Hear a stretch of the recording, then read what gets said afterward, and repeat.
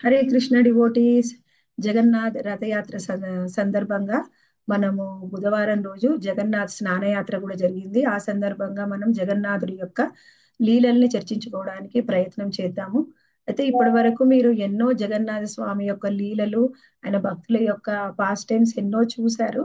అయితే ఇంకొన్ని లీలలు ఈ రోజు మనం చర్చించుకోవడానికి ప్రయత్నం చేద్దాం.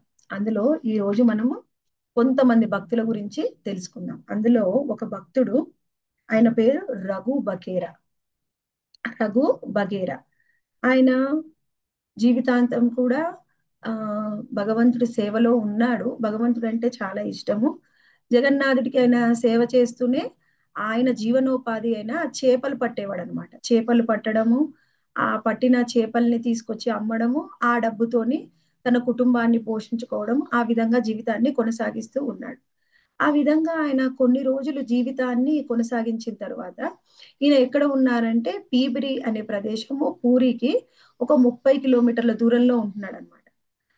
అక్కడ దగ్గరలో ప్రాంతంలో ఉన్న వాళ్ళందరికీ కూడా జగన్నాథ్ అంటే బాగా తెలుసు. జగన్నాథ్ అంటే చాలా ఇష్టం కూడా. అలా ఆయనకు తెలిసినంతలో జగన్నాథ సేవ చేస్తూ ఆయన చేపలు పట్టుకుంటూ ఉన్నాడు. అయితే కొంతకాలం తర్వాత ఆయన మనసులో ఏమనిపించిందంటే, నేను ఇన్ని రోజుల నుంచి చేపలు పట్టి నా జీవితాన్ని కొనసాగిస్తూ ఉన్నాను. అసలు ఇది సరి అయినదేనా? ఇలా ఈ చేపలు కూడా జీవులే కదా. నేను ఇలా చేపలు పట్టుకుని అమ్మి నేను జీవితాన్ని కొనసాగిస్తే నాకు బానే ఉంది. కానీ ఈ జీవుల్ని నేను బాధ పెడుతున్నాను కదా, హింసిస్తున్నాను కదా. ఎలా దీని నుంచి బయటపడాలి అని ఆయనకు అనిపించింది అనమాట. అనిపించి కొన్ని రోజులు చేపలు పట్టడం మానేశాడు. మానేస్తే వాళ్ళ కుటుంబ సభ్యులందరికీ కూడా కోపం వచ్చింది. వాళ్ళ అమ్మగారు, మళ్ళీ వాళ్ళ భార్య అందరూ కలిసే ఉంటున్నారు. వాళ్ళందరూ అన్నారనమాట, ఇలా నువ్వు చేస్తే ఎలా? నువ్వు జీవనోపాధికి మనం ఏదో ఒకటి చెయ్యాలి కదా, నువ్వు చేపలు పట్టకపోతే ఇంకేం చేస్తావు? అలా ఎలా జీవితాన్ని కొనసాగిస్తాము అని వాళ్ళందరూ ఫోర్స్ చేయడం వల్ల సరే అని ఆయన వృత్తి కోసం మళ్ళీ చేపలు పడదామని వెళ్ళాడు. అలా జగన్నాథుడి పాటలు పాడుతూ ఉన్నాడు. పాడుతూ పాడుతూ చేపలు పడుతూ ఉంటే ఒక పెద్ద చేప ఆయన వలలో చిక్కిందనమాట. ఆ వలలో పెద్ద చేప చిక్కగానే ఆయన తీసుకొని అది అది పడవలో వేసుకున్నాడు. వేసుకున్నాక చూస్తే పెద్ద చేప బాధ అనిపించింది. ఇంత పెద్ద చేప ఇప్పుడు చనిపోతుంది అని. ఇంకా తప్పదు, ఆయనకి ఆయన భార్య తల్లి అన్న మాటలు గుర్తొస్తున్నాయి. ఏం చేయాలి? ఎలా అయినా కానీ ఆ పెద్ద చేప కాబట్టి ఎగిరి ఎగిరి మళ్ళీ సముద్రంలో పడిపోతుందేమో అని దాన్ని చంపేయాలి. గట్టిగా పట్టుకున్నాడు అనమాట చేపని. పట్టుకోగానే ఆ చేప నారాయణ ముజే రక్ష కరో, నారాయణ ముజే రక్ష కరో అని అరుస్తుంది. నారాయణ నన్ను రక్షించు, నన్ను రక్షించు అని అరుస్తుంటే ఆయన ఆశ్చర్యపోయాడు అనమాట. ఇదేంటి చేప ఇలా అరుస్తుంది? చేపకి ఇంత జ్ఞానం ఉందా? ఎలా నారాయణ్ణి పిలుస్తుంది? ఎలా నారాయణ్ణి రక్షించమని అడుగుతుంది అని ఆశ్చర్యపోయి ఆయన చేపని వదిలేసి ఆలోచిస్తూ ఉన్నాడు అనమాట. ఒక చేపనే ఇప్పుడు రక్షాకరు అని పిలవగానే నేను వదిలేశాను అంటే ఆ చేపని నేను రక్షించాను. ఎందుకు? అది నారాయణ రక్షణ అడగడం వల్ల అది విని నేను రక్షించాను. మరి ఒక చేపకే ఇంత జ్ఞానం ఉంది, ఒక చేప అడిగితేనే నారాయణుని దాన్ని రక్షించాడు, మరి నన్ను రక్షించడా? నాకు దర్శనం ఇవ్వడా? నారాయణుడు నన్ను కాపాడలేడా అని అనిపించి వెంటనే ఆ పడవని తీసుకొని ఒడ్డుకు వచ్చి ఇంకా ఇంటికి వెళ్ళలేదన్నమాట. అక్కడే ఒడ్డున కూర్చొని నారాయణుణ్ణి ప్రార్థిస్తూ ఉన్నాడు. ఏమంటున్నాడంటే, నువ్వు ఒక చేపకి అంత జ్ఞానం ఇచ్చావు, దాన్ని రక్షించావు, మరి నాకెందుకు దర్శనం ఇవ్వవు? నా మీద ఎందుకు కరుణ చూపించవు? నా మీద కూడా కరుణ చూపించు, నన్ను కూడా రక్షించు అని ప్రార్థిస్తూ ఉన్నాడు. ఆయన అలా ప్రార్థిస్తూ ఉంటే ఎంత సమయం అయిపోయింది అనేది కూడా ఆయనకి అర్థం కావడం లేదు. అలానే 3 రోజులు ఉండిపోయాడు అనమాట. 3 రోజులు ఉండిపోయిన తర్వాత అప్పుడు ఇంకా ఆయనకి ఏం అర్థం కావట్లేదు. నారాయణుడు తప్ప నాకు ఇంక ఎవరు వద్దు అనుకొని అలానే ప్రార్థిస్తూ ఉన్నాడు. ఆ నది ఒడ్డునకు, సముద్రం ఒడ్డున కూర్చొని. అక్కడికి ఒక వృద్ధ రూపంలో ఉన్న బ్రాహ్మణుడు వచ్చాడు. బ్రాహ్మణుడు వచ్చి ఆయన అంటున్నాడు అనమాట, ఏం చేస్తున్నావు ఇక్కడ అంటే, నారాయణ్ణి పిలుస్తున్నా. ఎందుకు పిలుస్తున్నావు అంటే, నన్ను రక్షించమని. వచ్చాడా అంటే రాలేదు. అదే నారాయణుడు ఏం రాడు. ఎంతసేపు అలా అడుగుతావు? ఎంతసేపు ప్రార్థిస్తావు? నువ్వు చేపలు పట్టేవాడివి, నీ పని నువ్వు చూసుకోపో, చేపలు పట్టుకోపో ఎందుకు ఇక్కడ కూర్చొని ఎంతసేపు అడుగుతావు, ఎంతసేపు టైం వేస్ట్ చేసుకుంటావు, వెళ్ళు అని చెప్పాడనమాట. అయితే ఆయన లేదు లేదు లేదు, నాకు నారాయణ దర్శనం ఇస్తాడు. ఒక చేపని రక్షించాడు, చేపకు అంత జ్ఞానం ఇచ్చాడు, నన్నెందుకు రక్షించాడు, నాకెందుకు ఇవ్వడు దర్శనం, నాకు కూడా ఇస్తాడు, నాకు నమ్మకం ఉంది. అలి అలానే పదే పదే ప్రార్థిస్తూ ఉంటే తరువాత ఆయన వృద్ధ బ్రాహ్మణుడి కాసేపు ఆగి మళ్ళీ వచ్చి చెప్తున్నాడు అనమాట. సరే అయితే నువ్వు నారాయణని పిలుస్తున్నావు కదా, నేనే వచ్చాను నారాయణ్ణి నీ కోసం. నువ్వే నారాయణవా? అవును నేనే నారాయణ. సరే అయితే నాకు ఈ రూపం వద్దు, నీ అసలైన నారాయణ రూపంలో నాకు దర్శనం ఇవ్వు. సరే అయితే అని ఆయన ఏ రూపం కోరుకుంటున్నాడో ఆ రూపంలోనే దర్శనం ఇస్తాడు. దర్శించుకుని చాలా సంతోషిస్తాడనమాట. సంతోషించి ఆయన చెప్తాడు నారాయణుడు, సరే నీకు ఇష్టం లేదు కదా చేపలు పట్టడం, మానేసే. మరి ఎలా నా కుటుంబ పోషణ నేను ఎలా చేసుకోను, నేను చూసుకుంటాను, నువ్వు వెళ్ళి నీ సేవ చేసుకో, నా సేవ చేసుకో, నేను చూసుకుంటాను. సరే ఆయన వెళ్ళాడు. వెళ్ళిన తర్వాత ఆయన వెళ్ళక ముందే ఒక కోరిక కూడా అనమాట, నేను ఎప్పుడు పిలుస్తానో నువ్వు అప్పుడు వచ్చి నా సేవ స్వీకరించాలి. సరే స్వీకరిస్తాడు. ఆయన వరం ఇచ్చాడు, వెళ్ళిపోయాడు. వెళ్ళిపోయిన తర్వాత ఈయన ఇంటికి వెళ్ళాడు రఘు బఘేర. వెళ్ళి ఆ భార్యకి బిడ్డకి, భార్యకి తల్లికి చెప్పాడు, ఇలా నాకు నారాయణ దర్శనం ఇచ్చాడు. వాళ్ళు ఏమంతా సీరియస్ గా తీసుకోలేదు. కానీ ఇంకా ఆయన పూర్తిగా ఆయన వృత్తిని విడిచిపెట్టేసి కేవలం జగన్నాథుడి యొక్క కీర్తనలు చేస్తూ ఉన్నాడు. కీర్తనలు చేస్తూ ఉంటే చుట్టుపక్కల వాళ్ళందరూ కూడా చూశారు. ఎప్పుడు కూడా వృత్తిలో ఎంతో బిజీగా ఉండే ఆయన ఈ రఘు బకేరా ఇప్పుడేంటి 24 గంటలు జగన్నాథుడిని కీర్తిస్తూ ఉన్నాడు, ఈయనలో ఎంతో మార్పు వచ్చింది, ఈయన మంచి భక్తుడు అని చెప్పి వాళ్ళ ఇంట్లో ఉన్నవి ఏది ఎవరికి ఏది తోస్తే అది ఆ రఘు బకేరాకి ఇవ్వడం మొదలు పెట్టారు. అలా వాళ్ళు వచ్చిన వాళ్ళు తెలిసిన వాళ్ళు ఏది ఇస్తే దాంతోనే వాళ్ళ జీవితాన్ని కొనసాగిస్తూ ఉన్నారు. అలా ఈయన ఏం చేస్తున్నాడంటే ప్రతిరోజు ఎవరో ఒకళ్ళు ఇచ్చే ఆహార ధాన్యాలతోని మంచిగా బోగా తయారు చేసి ఆ భోగాన్ని జగన్నాథుడికి ఆఫర్ చేస్తున్నాడు. ఎలా అంటే అంత భోగా పెట్టిన తర్వాత మానసికంగా ఆయన ధ్యానం చేస్తూ అందులో జగన్నాథుడిని ఆహ్వానిస్తూ ఉన్నాడు.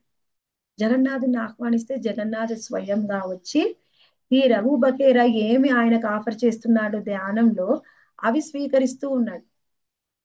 అలా ప్రతిరోజు జరుగుతూ ఉంది. ఆయనకు చాలా నచ్చింది జగన్నాథ్కి, ఈయన చేసే సేవ, ఈయన ప్రార్థన, ఈయన ధ్యానము అన్నీ నచ్చాయి. అలా ఆయన స్వీకరిస్తూ ఉన్నాడు. అక్కడ జగన్నాథ్ పురిలో ఏం జరుగుతూ ఉంది, జగన్నాథ్ పురిలో జగన్నాథ్కి మొత్తము ఈ పాండాలు వాళ్ళు అక్కడ తయారు చేస్తారు కదా, ఆ లక్ష్మీదేవి స్వయంగా పర్యవేక్షణలో జగన్నాథ్ కోసం ఎంతో భోగా తయారు చేస్తారు. ఆ భోగా మొత్తాన్ని కూడా జగన్నాథ్కి ఆఫర్ చేయడానికి అన్ని ఒక రూమ్ లో జగన్నాథ్ ముందు ఒక భక్తుల కోసం ఒక రూమ్ ఉంటుంది అనమాట. భక్తుల వెనకాల భోగా ఆఫరింగ్ ఇంకో రూమ్ ఉంటుంది. ఆ రూమ్ లో నుంచి ఎవరైనా కానీ ఎక్కడైనా కానీ పద్ధతి ఉండదు. స్వయంగా భగవంతుడి ముందే భోగా పెట్టి కర్టెన్ కూడా వేస్తారు ఎవరు చూడకుండా. కానీ జగన్నాథుడికి అలా కాదు, ఆయనకి నిత్యము ఎప్పుడు భోగా ఆఫర్ చేస్తూనే ఉంటే మరి ఎప్పుడు భక్తులకి దర్శనం ఇవ్వకపోతే ఎలా.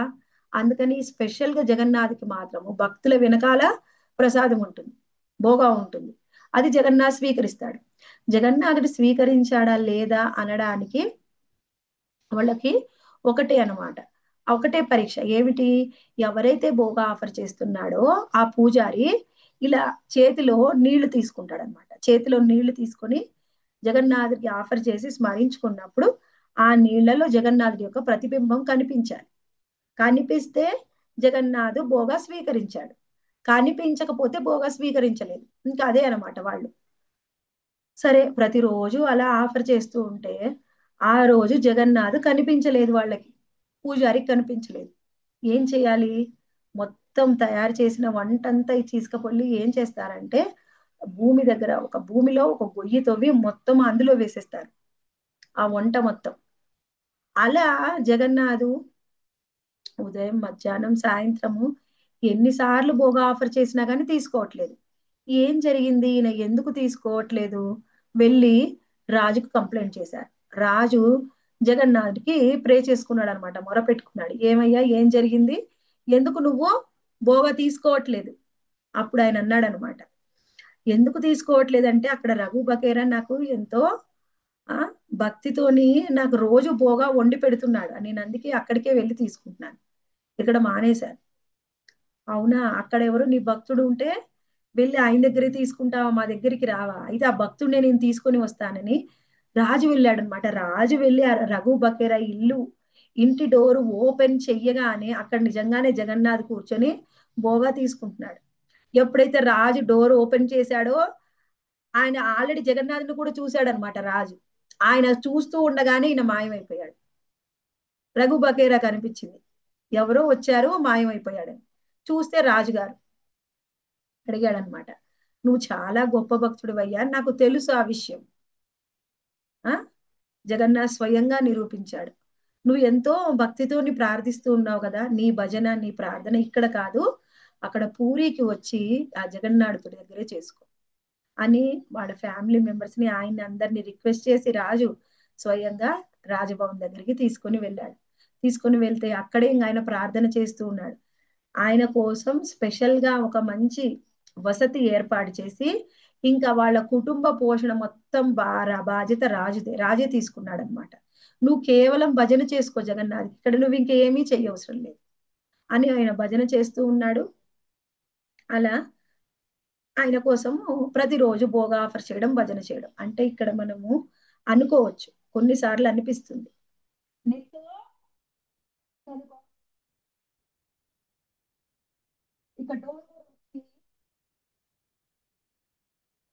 అయితే అప్పుడు ఏమనిపించింది, ప్రతి ఒక్కళ్ళకి కూడా చాలా మందికి ఇది ఒక సందేహం ఉంటుందన్నమాట. ఎలా, వాళ్ళ భార్య పిల్లలు ఏమన్నారు, రఘు బహేరా భార్య పిల్లలు మరి వాళ్ళ తల్లి ఏమన్నారు, సరే ఇప్పుడు నువ్వు ఎంత గొప్ప భక్తుడివైనా కానివ్వు, కానీ కుటుంబ పోషణ కోసం ఏదో ఒకటి చెయ్యాలి కదా. మనకి ఎవ్వరికైనా కానీ రఘు బకేరా లాగా పూర్తిగా వృత్తిని విడిచిపెట్టే అంత కమిట్మెంట్ రాదు. వృత్తిని విడిచిపెట్టి కేవలం కృష్ణ సేవలో కనుక ఉంటే కృష్ణుడు వాళ్ళ బాధ్యతని తీసుకుంటాడు. ఎలా, ఇప్పుడు ఆయన తీసుకుని వెళ్ళి రాజభవనంలో ఆయనని సంరక్షించడానికి ఉంచుకున్నాడు. నేను నిన్ను సంరక్షిస్తాను, నీకు ఏ లోటు లేదు, నువ్వు కేవలం భజన చేసుకో. అలా మనకు ఉంటుందా అంటే మనకి కూడా ఉంటుంది, కానీ మనం ఆ స్థాయి మనకి భక్తి శ్రద్ధలు రావాలి. అలా అని అవునా మాతాజీ చెప్పారు కదా మీరు ఈ రోజే, అందుకని మేము కూడా చేసే పనులను ఆపేసి మేము కూడా ఆ విధంగానే చేస్తాం. ఎప్పుడు కూడా మనము ఇటువంటి వాళ్ళని అనుసరించాలి కానీ అనుకరించకూడదు. ఎందుకంటే మనకు ఆ స్థితి రాకుండానే మనము అన్ని వదిలేసామనుకుంటే ఏం ఏం జరుగుతుంది, బయటికి ఏం వదిలేస్తాం కానీ లోపల మనసులో చింత. కృష్ణుడు చెప్పాడు కానీ వస్తాడా వాడు, మనకి ఈరోజు కావాల్సిన ఇస్తాడో ఇవ్వడం, ఇప్పుడు ఇవ్వకపోతే నా భార్య నన్ను ఏమంటుందో, నా భర్త నన్ను ఏమంటాడో. ఎప్పుడు కూడా మనకు ఆ స్థాయి రాకుండా ఎప్పుడు కూడా మనం ఆ విధంగా చేయకూడదు. కానీ భక్తులు ఎవరైతే పూర్తిగా ఆయన మీద శరణాగతులు అవుతారో వాళ్ళ యొక్క బాధ్యతల్ని ఆయనే తీసుకుంటాడు అని ఈ రఘు బకేరా విషయంలో మనకి నిరూపించాడు అనమాట. ఇంకొక భక్తుడు ఉన్నాడు, ఆయన పేరు షోడా మహాపాత్ర. ఈ షోడా మహాపాత్ర జగన్నాథుడికి ఎప్పుడు కూడా జగన్నాథ భోగా చేస్తారు కదా మొత్తము, ఆ భోగాని ఆయనకు ఆఫర్ చేస్తాడనమాట. ప్రతిరోజు భోగా సమర్పించే పూజారి ఈయన షోడా మహాపాత్ర. అయితే ఈయన ఎలా చేస్తాడంటే ఆ భోగా మొత్తం పెట్టేసి ఏమంటాడు, కావు ఇసుకో కావు అంటే భోగా అంతా పెట్టాము, నువ్వు తిను, ఇంకా అంతే అనమాట. అది చాలా మంది పాండాలు వాళ్ళు విన్నారు. అదేంటి, భోగా ఆఫర్ చేయాలంటే మంత్రాలు చదవాలి కదా, చదవకుండా ఎలా ఆఫర్ చేస్తున్నాం. మనం కూడా ఏం చేస్తాం, ముందు గురువుది, తర్వాత ప్రభుపాదుల వారిది, ఆ తరువాత చైతన్య మహాప్రభు ఓం మహావదన్యాయ కృష్ణ ప్రేమ ప్రదాయతే కృష్ణాయ కృష్ణ చైతన్య నామినే గౌరత్విషే నమ, తర్వాత కృష్ణ నమో బ్రాహ్మణ్య దేవాయ గో బ్రాహ్మణ గోబ్రాహ్మణేతాయ జగద్వితాయ కృష్ణాయ కృష్ణాయ గోవిందాయ గోవిందాయ నమః. నమో నమః. అది చేసి జై శ్రీకృష్ణ చైతన్య చెప్పి తర్వాత హరే కృష్ణ మహామంత్రం చెప్తాం 3 టైమ్స్. అది మినిమం.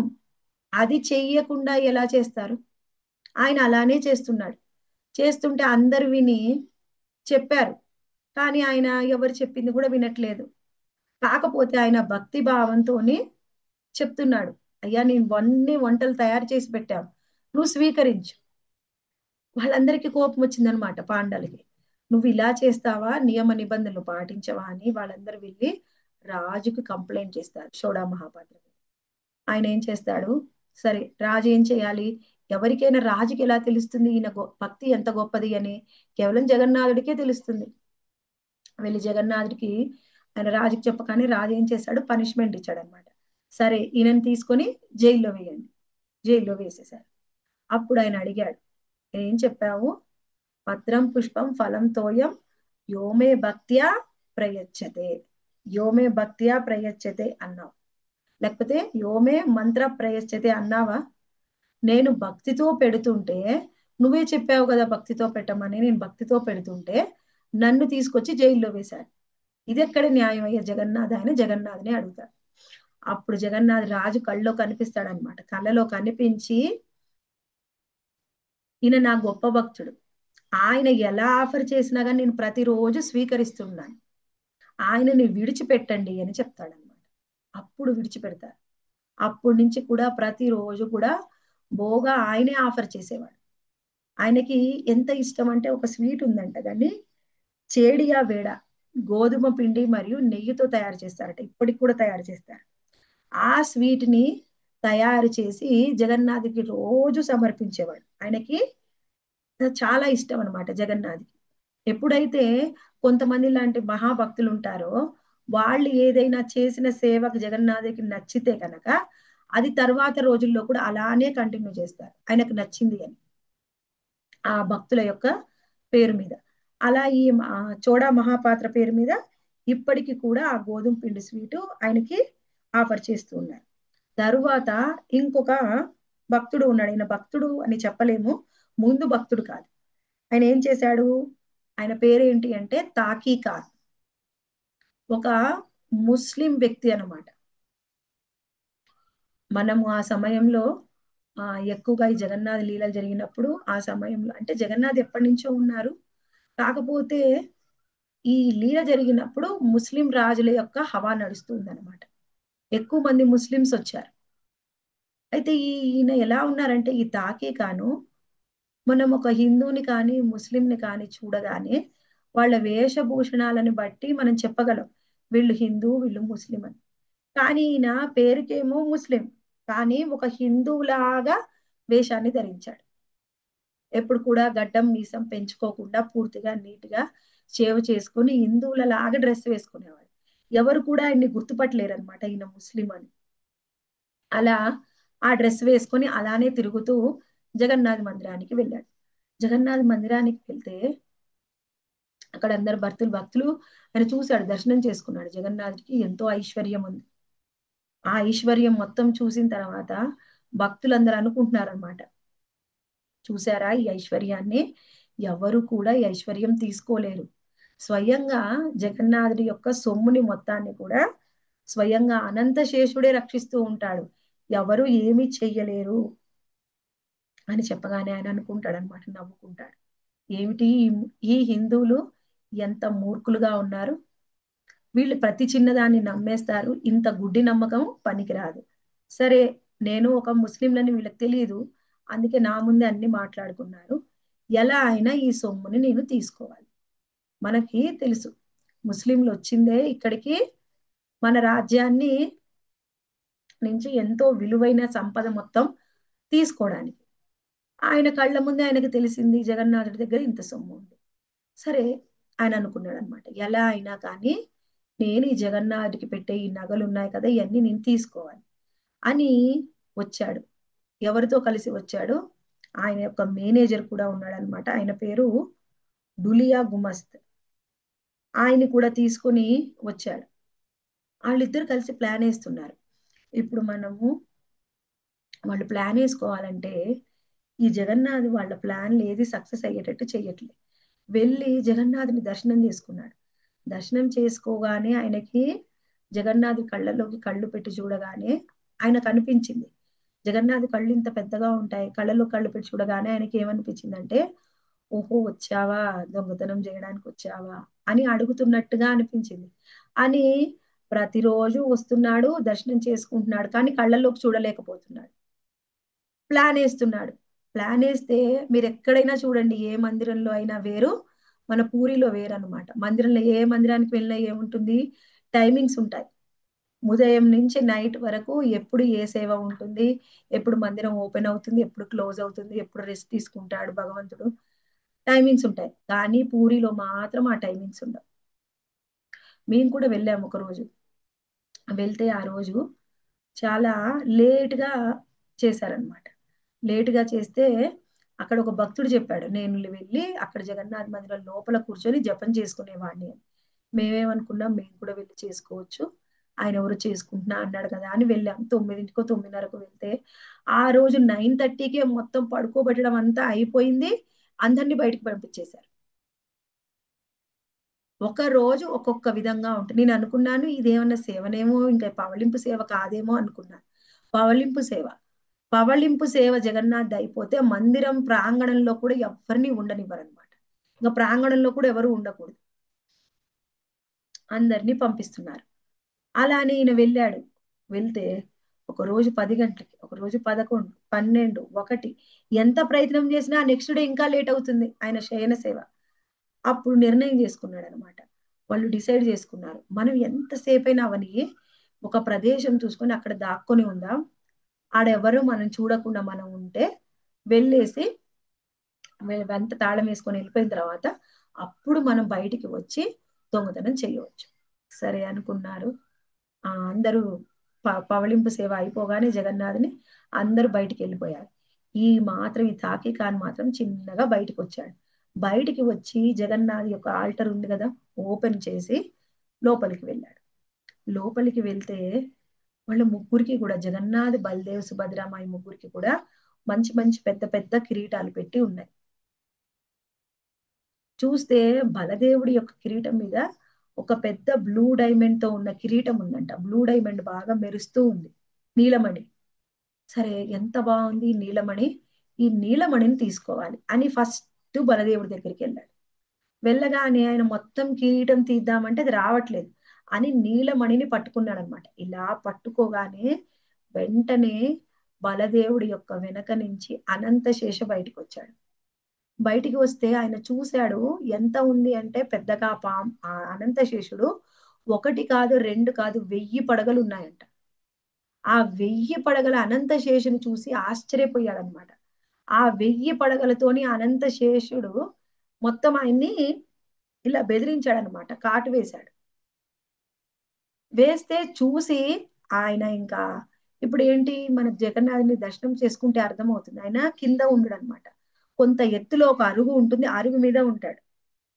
అక్కడి నుంచి పడిపోయాడు. పడిపోతే ఉదయము ఆల్టర్ ఓపెన్ చేసి పూజారులు వచ్చారు.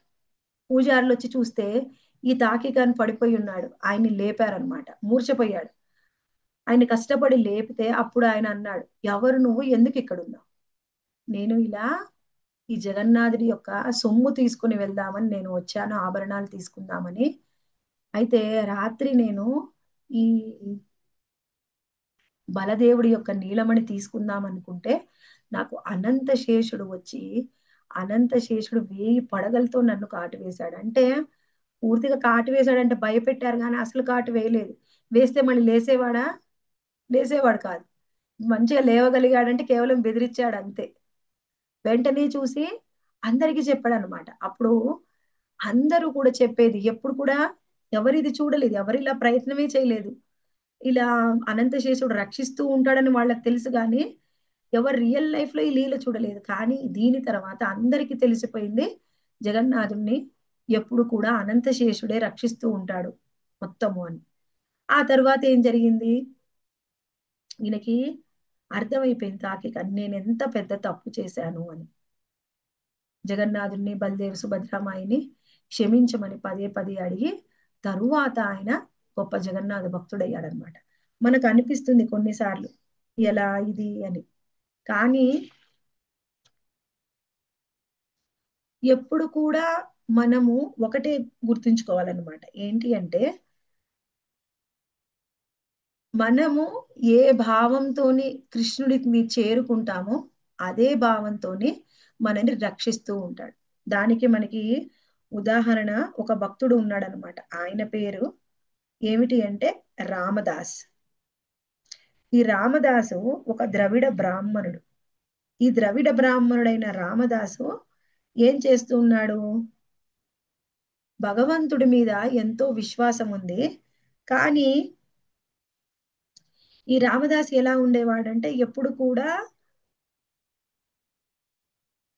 ఆయన ఎలా ఉండేదంటే భగవంతుడి పైన విశ్వాసం ఉంది కానీ ఆయన బుద్ధి పైన విశ్వాసం లేదు. అంటే ఎలా? ఈయన బ్రాహ్మణుడు ప్రతిరోజు ఆయన పరిస్థితి అసలు బాగలేదు. బ్రాహ్మణులు ఎలా ఉంటారు? చాలా మంది నిరుపేదలుగా ఉంటారు.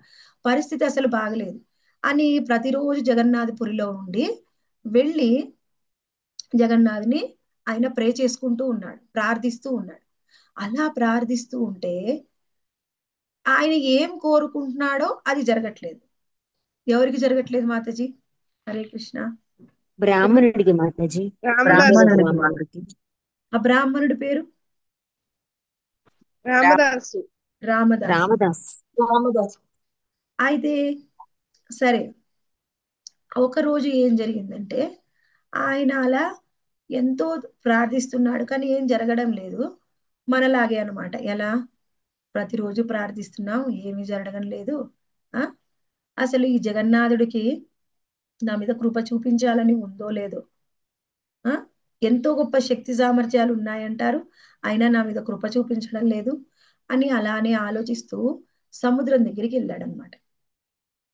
సముద్రం దగ్గరికి వెళ్తే ఒక వ్యక్తి సముద్రంలో స్నానం చేసి బయటికి వస్తూ ఉన్నాడు.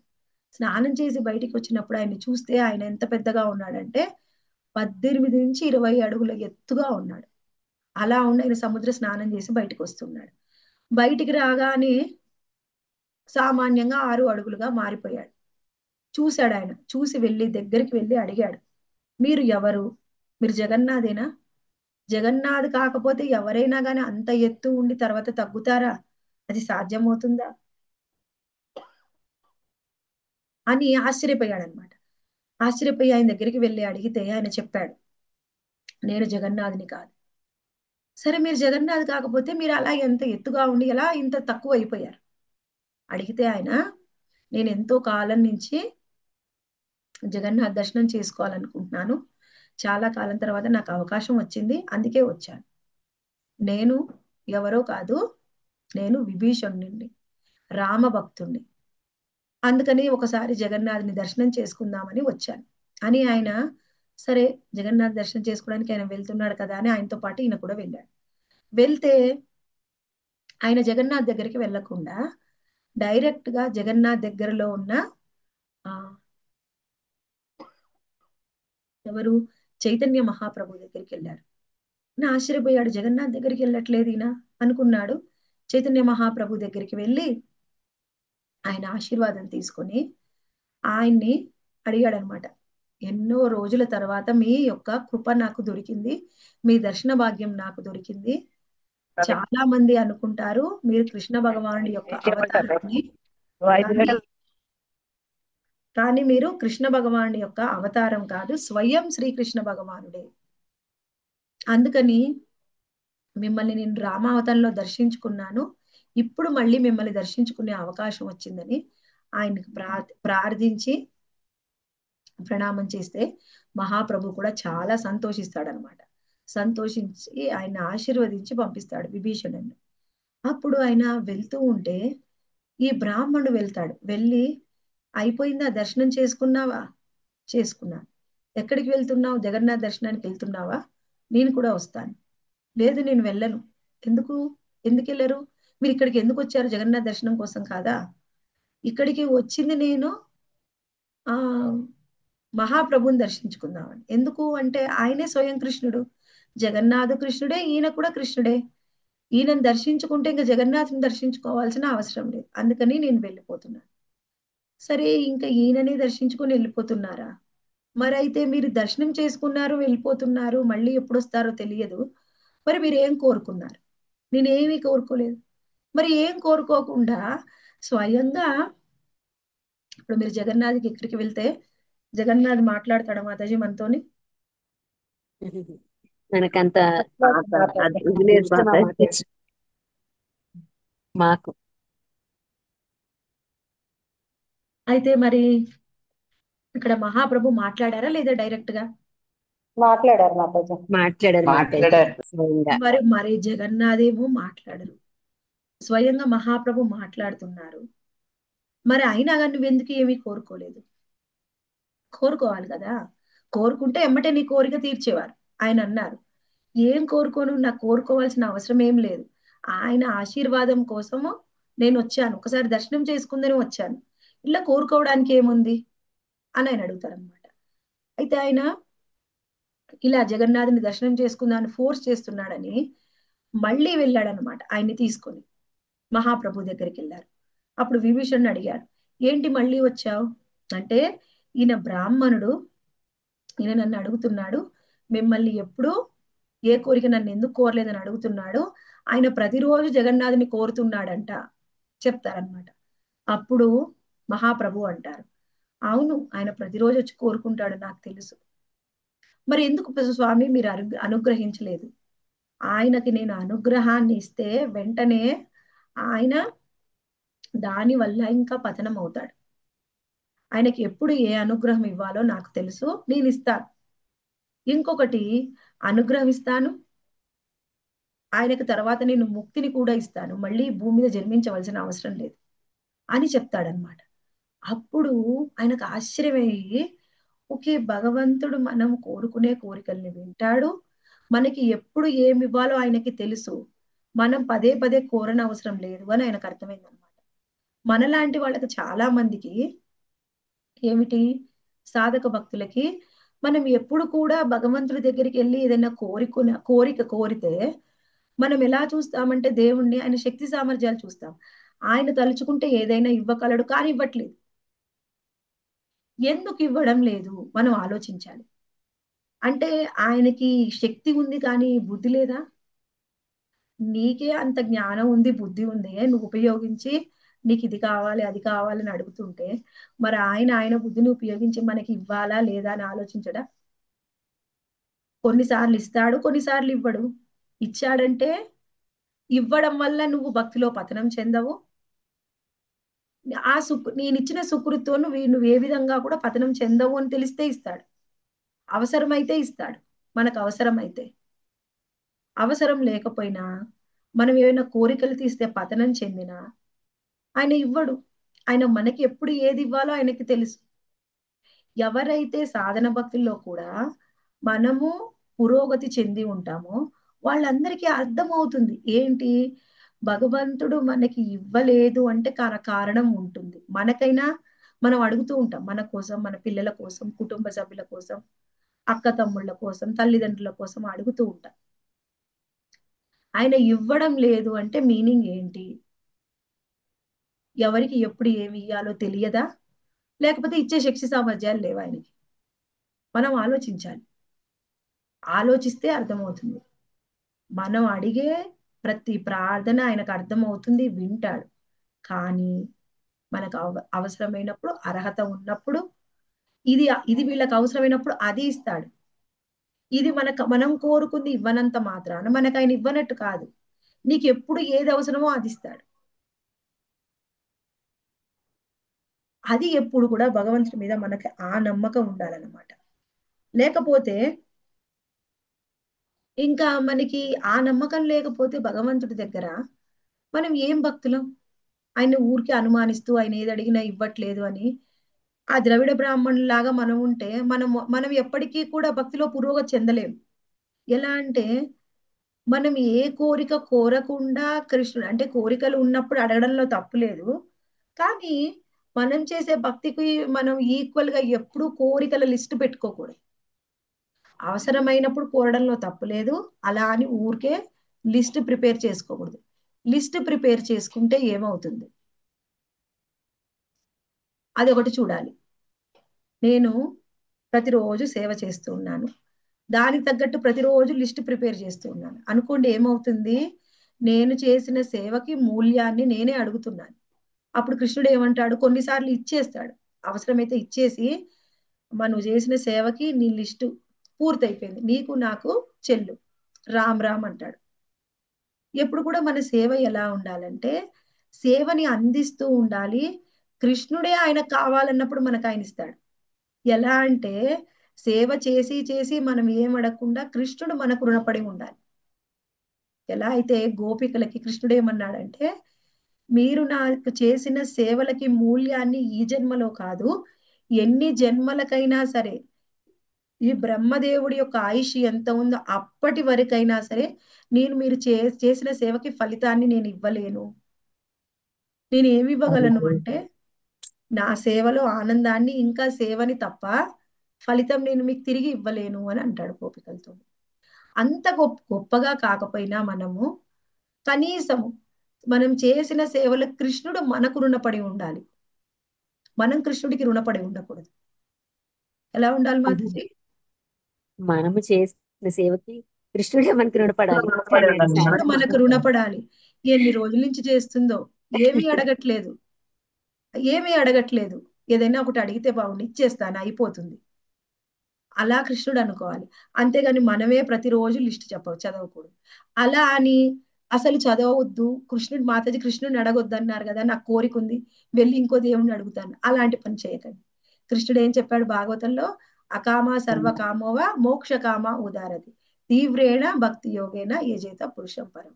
నీకు ఏ కోరిక లేకపోయినా, నీకు ముక్తి కావాలన్నా, అన్ని కోరికలు ఉన్నా సరే నా దగ్గరికే రా, నేనే తీరుస్తాను. అలా మనము కృష్ణుని తప్ప ఇంకెవరిని పట్టుకోకూడదు. అది ఎప్పుడు మనం ఒకటి గుర్తుంచుకోవాలన్నమాట. ఆ తర్వాత మనకి ఇంకేం చెప్తున్నారంటే, మనము చాలా మంది ఆయన భక్తులు ఉన్నారు, కానీ ఎవరికైనా ఎప్పుడో ఒకప్పుడు భక్తులకైనా సరే అభక్తులకైనా వాళ్ళకి ఎప్పుడో ఒకప్పుడు రియలైజేషన్ వస్తుందన్నమాట. ఎలా ఇప్పుడు ద్రవిడ బ్రాహ్మణుడికి ఒక శుద్ధ భక్తుడి ద్వారా రియలైజేషన్ వచ్చింది. కొంతమంది అభక్తులు, కొంతమంది ముస్లిం రాజులు ఉన్నారు, ఔరంగజేబు లాంటి వాళ్ళు. వాళ్ళు ఎలా అంటే పూర్తిగా ఎన్నోసార్లు ఆయన జగన్నాథుడు అంటే వేరు, ఆయన పూజించే భగవంతుడు అల్లా వేరు అని అనుకున్నారు. అందుకని ఎన్నోసార్లు జగన్నాథుడి పట్ల ఆయన అపరాధం కూడా చేశాడు. అయినప్పటికీ తరువాత ఆయనకి అర్థమైందనమాట, నేను పూజించే అల్లా ఈ జగన్నాథ్ ఒకటే, నేను ఎన్నోసార్లు తప్పు చేశాను అని ఆయన ఆత్మగ్లాని అనేది వస్తుందన్నమాట, నేను తప్పు చేశాను అని. అందుకని ఔరంగజేబుని చూస్తే చివరి సమయంలో ఆయన కొన్ని రియలైజేషన్స్ వస్తాయి. అందుకని ఆయన చెప్తాడు ఏమిటంటే, ఆయన ఎప్పుడైతే మరణిస్తాడో ఆయన చేతుల్ని ఆ శివపేటిక నుంచి బయటకు పెట్టమని చెప్తాడు. ఏం చెప్తున్నాడు ఆయన? ఔరంగజేబు ప్రపంచం మొత్తం జయించిన తర్వాత కూడా నేను వెళ్ళేటప్పుడు నేను ఏమీ తీసుకుని వెళ్ళడం లేదు అని ప్రతి ఒక్కళ్ళకి అర్థం కావాలి అని చేతులు బయటకు పెట్టి సింబల్ గా చూపించి వెళ్ళిపోతాడు అనమాట. ఎలా వచ్చింది ఈ రిలేషన్? కేవలం జగన్నాథ్ వల్లనే. ఆ తర్వాత ఆయన జగన్నాథుని ప్రతిరోజు స్మరించుకునేవాడు, చేసిన తప్పులన్నీ కూడా మన భగవద్గీత చెప్పారు కదా మేడం, నవకోటి నారాయణ దాంట్లో ఒక కథలో మన భగవద్గీత వాళ్ళు కూడా చెప్పారు, 9 కోట్లు సంపాదించిన వాడు కూడా వెళ్ళేటప్పుడు ఏం తీసుకెళ్ళటం లేదని కట్టెలు పెట్టి వెళ్ళేటప్పుడు చేతులు ఇలా వేలాసుకుని వెళ్ళిపోతారనేసి అందులో కూడా ఉంది. ఓకే చెప్పండి, మీరు చెప్పండి సార్, ఈ మధ్యలో మీకు అడ్డొచ్చానేమో. పర్వాలేదు. అలా మనకి ప్రతి ఒక్కళ్ళకి కూడా ఎప్పుడో ఒకసారి భగవంతుడు రియలైజేషన్ ఇస్తాడు. అయితే ఇటువంటి భక్తుల్లో ఇంకొక భక్తుడు ఉన్నాడు, మనం ఎప్పుడు కూడా చర్చించుకుంటూ ఉంటాం. అటువంటి గొప్ప భక్తుడు ఎవరు అంటే విదురుడు. విదురుడు మనం అనుకుంటాము కేవలము చాలా మందికి తెలియదు విదురుడు గురించి. ఒక టీవీ సీరియల్స్ చూసే వాళ్ళకి ఏమీ తెలియదు, కానీ భాగవతం చదివితే మనకి విదురుడు యొక్క గొప్పతనం తెలుస్తుంది. ఆయన ఎప్పుడు కూడా కృష్ణుడు ఆయన ఇంటికి వస్తే ఎంతో గొప్పగా ఆయన ఎప్పుడు కూడా ఆయన కృష్ణుడికి విందుని ఏర్పాటు చేసింది లేదు. కానీ ఆయన ఏది ఏర్పాటు చేసినా కానీ కృష్ణుడు ఎంతో సంతోషంగా వెళ్ళి ఆ విందుని స్వీకరించేవాడు అనమాట. మనం చెప్పుకున్నాం విదురాణి కేవలం అరటిపండు తొక్కలు ఇచ్చినా స్వీకరించాడు అని. అలా జగన్నాథ్ పూరికి కూడా వచ్చి విదురుడు సేవలు అందించాడు. ఆయన తీర్థయాత్రలు చేసినప్పుడు జగన్నాథ్ పూరికి కూడా వచ్చాడు. జగన్నాథ్ పూరిలో ఆయన ఒక కుటీరాన్ని ఏర్పాటు చేసుకొని ప్రతిరోజు కూడా ఆయనకు నచ్చిన ఒక తయారు చేసి పెట్టేవాడు. అందులో స్పెషల్ గా ఆ కూరగాయ ముక్కలతోని కేక్ తయారు చేసేవాడంట. ఆ కేక్ ని రోజు ఆఫర్ చేసేవాడు. అలా ఆఫర్ చేస్తూ ఉంటే ఆయన ఏం ఆఫర్ చేస్తున్నాడో ఆ బోగా స్వీకరిస్తూ ఉన్నాడు. మందిరంలో బోగా తీసుకోవడం ఆపేశాడు. అలా ప్రతిరోజు ఇంకా ఆఫర్ చేసి తీసుకోవట్లేదు. అర్థమైపోయింది ఇంక ఎవరో భక్తుడు ఉన్నాడు, అక్కడికి ఏమన్నా వెళ్తున్నాడేమో, ఏం చేస్తున్నాడు జగన్నాథ్ అని. ఏది జరిగినా గానీ పూజారులు వెళ్ళి రాజుకి చెప్తారు. ఆ జగన్నాథ్ పూరిని పరిపాలించే రాజుకి కృష్ణుడు జగన్నాథ్ చాలా దగ్గర సంబంధం ఉంటుంది అనమాట. ఏదైనా రాజు కలలో చెప్తాడు, రాజు కలలో వస్తుంది. విదురుడు వచ్చి ఇలా ప్రతిరోజు భోగా సమర్పిస్తున్నాడు, అక్కడికి వెళ్తున్నాడు జగన్నాథు అని. సరే వెళ్తున్నాడని చెప్పి వెంటనే రాజుగారు చెప్పగానే ఆయన వెళ్ళాడనమాట. వెళ్ళి ఆ రాజుగారు చూడగానే అక్కడ విదురుడు లేడు. అప్పుడు అయితే అంతకంటే ముందే, రాజు కంటే ముందే అక్కడ ఇంకో భక్తుడు ఉన్నాడు. ఆయన పేరు దులియా. ఆయన కేవలము జగన్నాథ్ ప్రసాదం తప్ప వేరే స్వీకరించాడు. ప్రతిరోజు జగన్నాథ్ ప్రసాదమే. మరి జగన్నాథ్ ఏమో భోగా స్వీకరించట్లేదు, అందుకని ప్రసాదం రావట్లేదు. అలా 7 రోజులు అయిపోయిందనమాట. అప్పుడు ఆయన అనుకున్నాడు, స్వామి ఈ దర్శనం అవుతుంది కానీ ప్రసాదం లేదు. ప్రసాదం లేకుండానే నేను మరణించేటట్లయితే నాకు ఉత్తమమే, అలానే నేను నీ దగ్గరకు వస్తాను. కానీ ప్రసాదం లేకపోతే సంతృప్తి లేదయ్యా, కాస్త ఒకసారి ప్రసాదం ఇవ్వు, ఇంకా నేను ఈ శరీరాన్ని విడుస్తాను అని అడుగుతాడనమాట. అడిగితే ఆయన కూడా కలలో వచ్చి, నీకు ప్రసాదం కావాలంటే అక్కడికి వెళ్ళు, అక్కడ విదురుడు సమర్పిస్తున్నాడు, అది నేను స్వీకరిస్తూ ఉన్నాను అని. విదురుడు సమర్పించే ద్వారం అదంట మాతాజీ, విదురాచల్ స్వర్గ ద్వారం దగ్గర ఉంటుందంట ఆయన వేసుకున్న కుటీరము. అక్కడ ఆయన సేవలను అందిస్తూ ఉన్నారు. వెళ్ళి చూస్తే అక్కడ ఆయన లేడు. ఈయన వెళ్ళాడు కదా ఈ దులియా అక్కడ చూస్తే, వీళ్ళందరూ వెళ్ళి చూస్తే ఆయన 3 రకాల కేకులు తయారు చేసి పెట్టాడంట. అవి జగన్నాథ్ చాలా ఇష్టంగా స్వీకరిస్తూ ఉన్నాడు. అందుకని ఆ రోజు నుంచి ఆ కుటీరంలో ఈ దులియానే ఉండి జగన్నాథుడిని కీర్తిస్తూ ఉన్నాడు, భజన చేస్తూ ఉన్నాడు. ఆయన ఎలా తయారు చేశాడు ఆ కేకుల్ని వీళ్ళు కూడా అప్పటి నుంచి పూరిలో ప్రతిరోజు తయారు చేస్తున్నారు. వాళ్ళకి మెనూ ఉంటుంది, కొన్నిసార్లు ఈ రోజు ఇది, ఈ రోజు అని, లేకపోతే కొన్నిసార్లు ఎక్కువ, కొన్నిసార్లు తక్కువ. ఎందుకంటే ఆ జగన్నాథ్ కిచెన్ ని చూసుకునేది ఎవరు? స్వయంగా లక్ష్మీదేవి. ఆమె వాళ్ళకి ఏం ఇన్స్పిరేషన్ ఇస్తుందో అవి తయారు చేస్తారు ఆ రోజు. అలా వాళ్ళ కిచెన్ యొక్క మెనూలో ఈ కేకులు కూడా ఆ లిస్ట్ లో కలిసిపోయాయి అనమాట. అలా ఎంతో బాగా ఆయనకి సేవ చేస్తూ ఉన్నారు. అయితే మనము ఒకటి అర్థం చేసుకోవాలి, అసలు జగన్నాథ్కి ఇంకొక పేరు ఏమిటి అంటే ఆయన పేరు దారు బ్రహ్మ. దారు బ్రహ్మ అనే పేరు ఎందుకు వచ్చింది? ఎక్కడైనా చూడండి, ఎక్కువగా జగన్నాథ్ విగ్రహాలు తప్ప వేరే ఎక్కువగా ఏ విగ్రహాలు కూడా చెక్కతో తయారు చేసినవి ఉండవు. చెక్కతో తయారు చేసింది కేవలం జగన్నాథుడే. అయితే ఆయనకు పేరు ఇంకోటి ఏంది? దారు బ్రహ్మ. దారు అంటే ఏమిటి? చెక్క అని, బ్రహ్మ అంటే స్వయంగా భగవంతుడు అని ఆయనకు దారు బ్రహ్మ అని పేరిచ్చారు. అయితే ఇందులో ధా అంటే ఇచ్చేవాడు. ఏమిచ్చేవాడు? భక్తిని ఇచ్చేవాడు. రు అంటే తీసేసేవాడు. ఏం తీస్తాడు? మన కర్మల్ని తీసేస్తాడు. జగన్నాథుడి దర్శనం ఎవరైతే చేసుకుంటారో వాళ్ళకి భక్తిని ఇస్తాడు, వాళ్ళ కర్మల్ని తీసేస్తాడు. అందుకని ఆయనకి దారు బ్రహ్మ అని పేరు వచ్చింది. అలా ఆయన అలా సేవల్ని అందుకుంటూ ఉన్నాడు. ఎంతో మంది భక్తులు ఉన్నారు, ఆయనకి సేవ చేస్తూ ఉన్నారు. అందులో ఒక భక్తుడు ఉన్నాడు, ఆయన పేరు గణపతి భట్. ఆయన గణపతిని పూజిస్తూ ఉన్నాడు, ఆయనే పరబ్రహ్మం అనుకొని పూజిస్తూ ఉన్నాడు. పూజిస్తూ ఉంటే ఆయన ఒక దగ్గర చదివాడనమాట, జగన్నాథ్ పూరిలో ఉండే ఆయన పరబ్రహ్మ అని. ఓకే, జగన్నాథ్ పూరిలో పరబ్రహ్మ ఉన్నాడు, అయితే నేను వెళ్ళి ఆయన దర్శనం చేసుకోవాలి అని ఈ బ్రాహ్మణుడు ఏం చేశాడు, అక్కడికి వెళ్ళాలని, ఆయన కర్ణాటకలో ఉంటాడు, అక్కడికి వెళ్ళే వరకు కూడా నడుచుకుంటూ నడుచుకుంటూ వెళ్ళాడు. చాలా కష్టమైన ప్రయాణం. ప్రయాణం చేసి వెళ్తూ ఉంటే జగన్నాథ్ పూరికి సమీపంలో ఆయన కొంతమంది భక్తుల్ని చూశాడు. చూస్తే వెళ్ళి అడిగాడు అనమాట, మీరేంటండి ఇక్కడికి వస్తున్నారు, జగన్నాథ్ దర్శనం చేసుకున్నారా? చేసుకున్నామండి, మేము జగన్నాథ్ దర్శనం చేసుకున్నాము, దర్శనం చేసుకొని వస్తున్నాము. ఆయనకు అనిపించింది, అదేంటి వీళ్ళు జగన్నాథ్ దర్శనం చేసుకొని ఎలా వస్తున్నారు తిరిగి? ఆయన స్వరంగా పరబ్రహ్మ అయితే ఆయన వీళ్ళకు ముక్తిని ఇవ్వాలి కదా, వీళ్ళు ముక్తి రావాలి, వీళ్ళు వెంటనే జగన్నాథిలో కలిసిపోవాలి, వీళ్ళు తిరిగి ఎలా వచ్చారు అని ఆయనకు సందేహం వచ్చింది.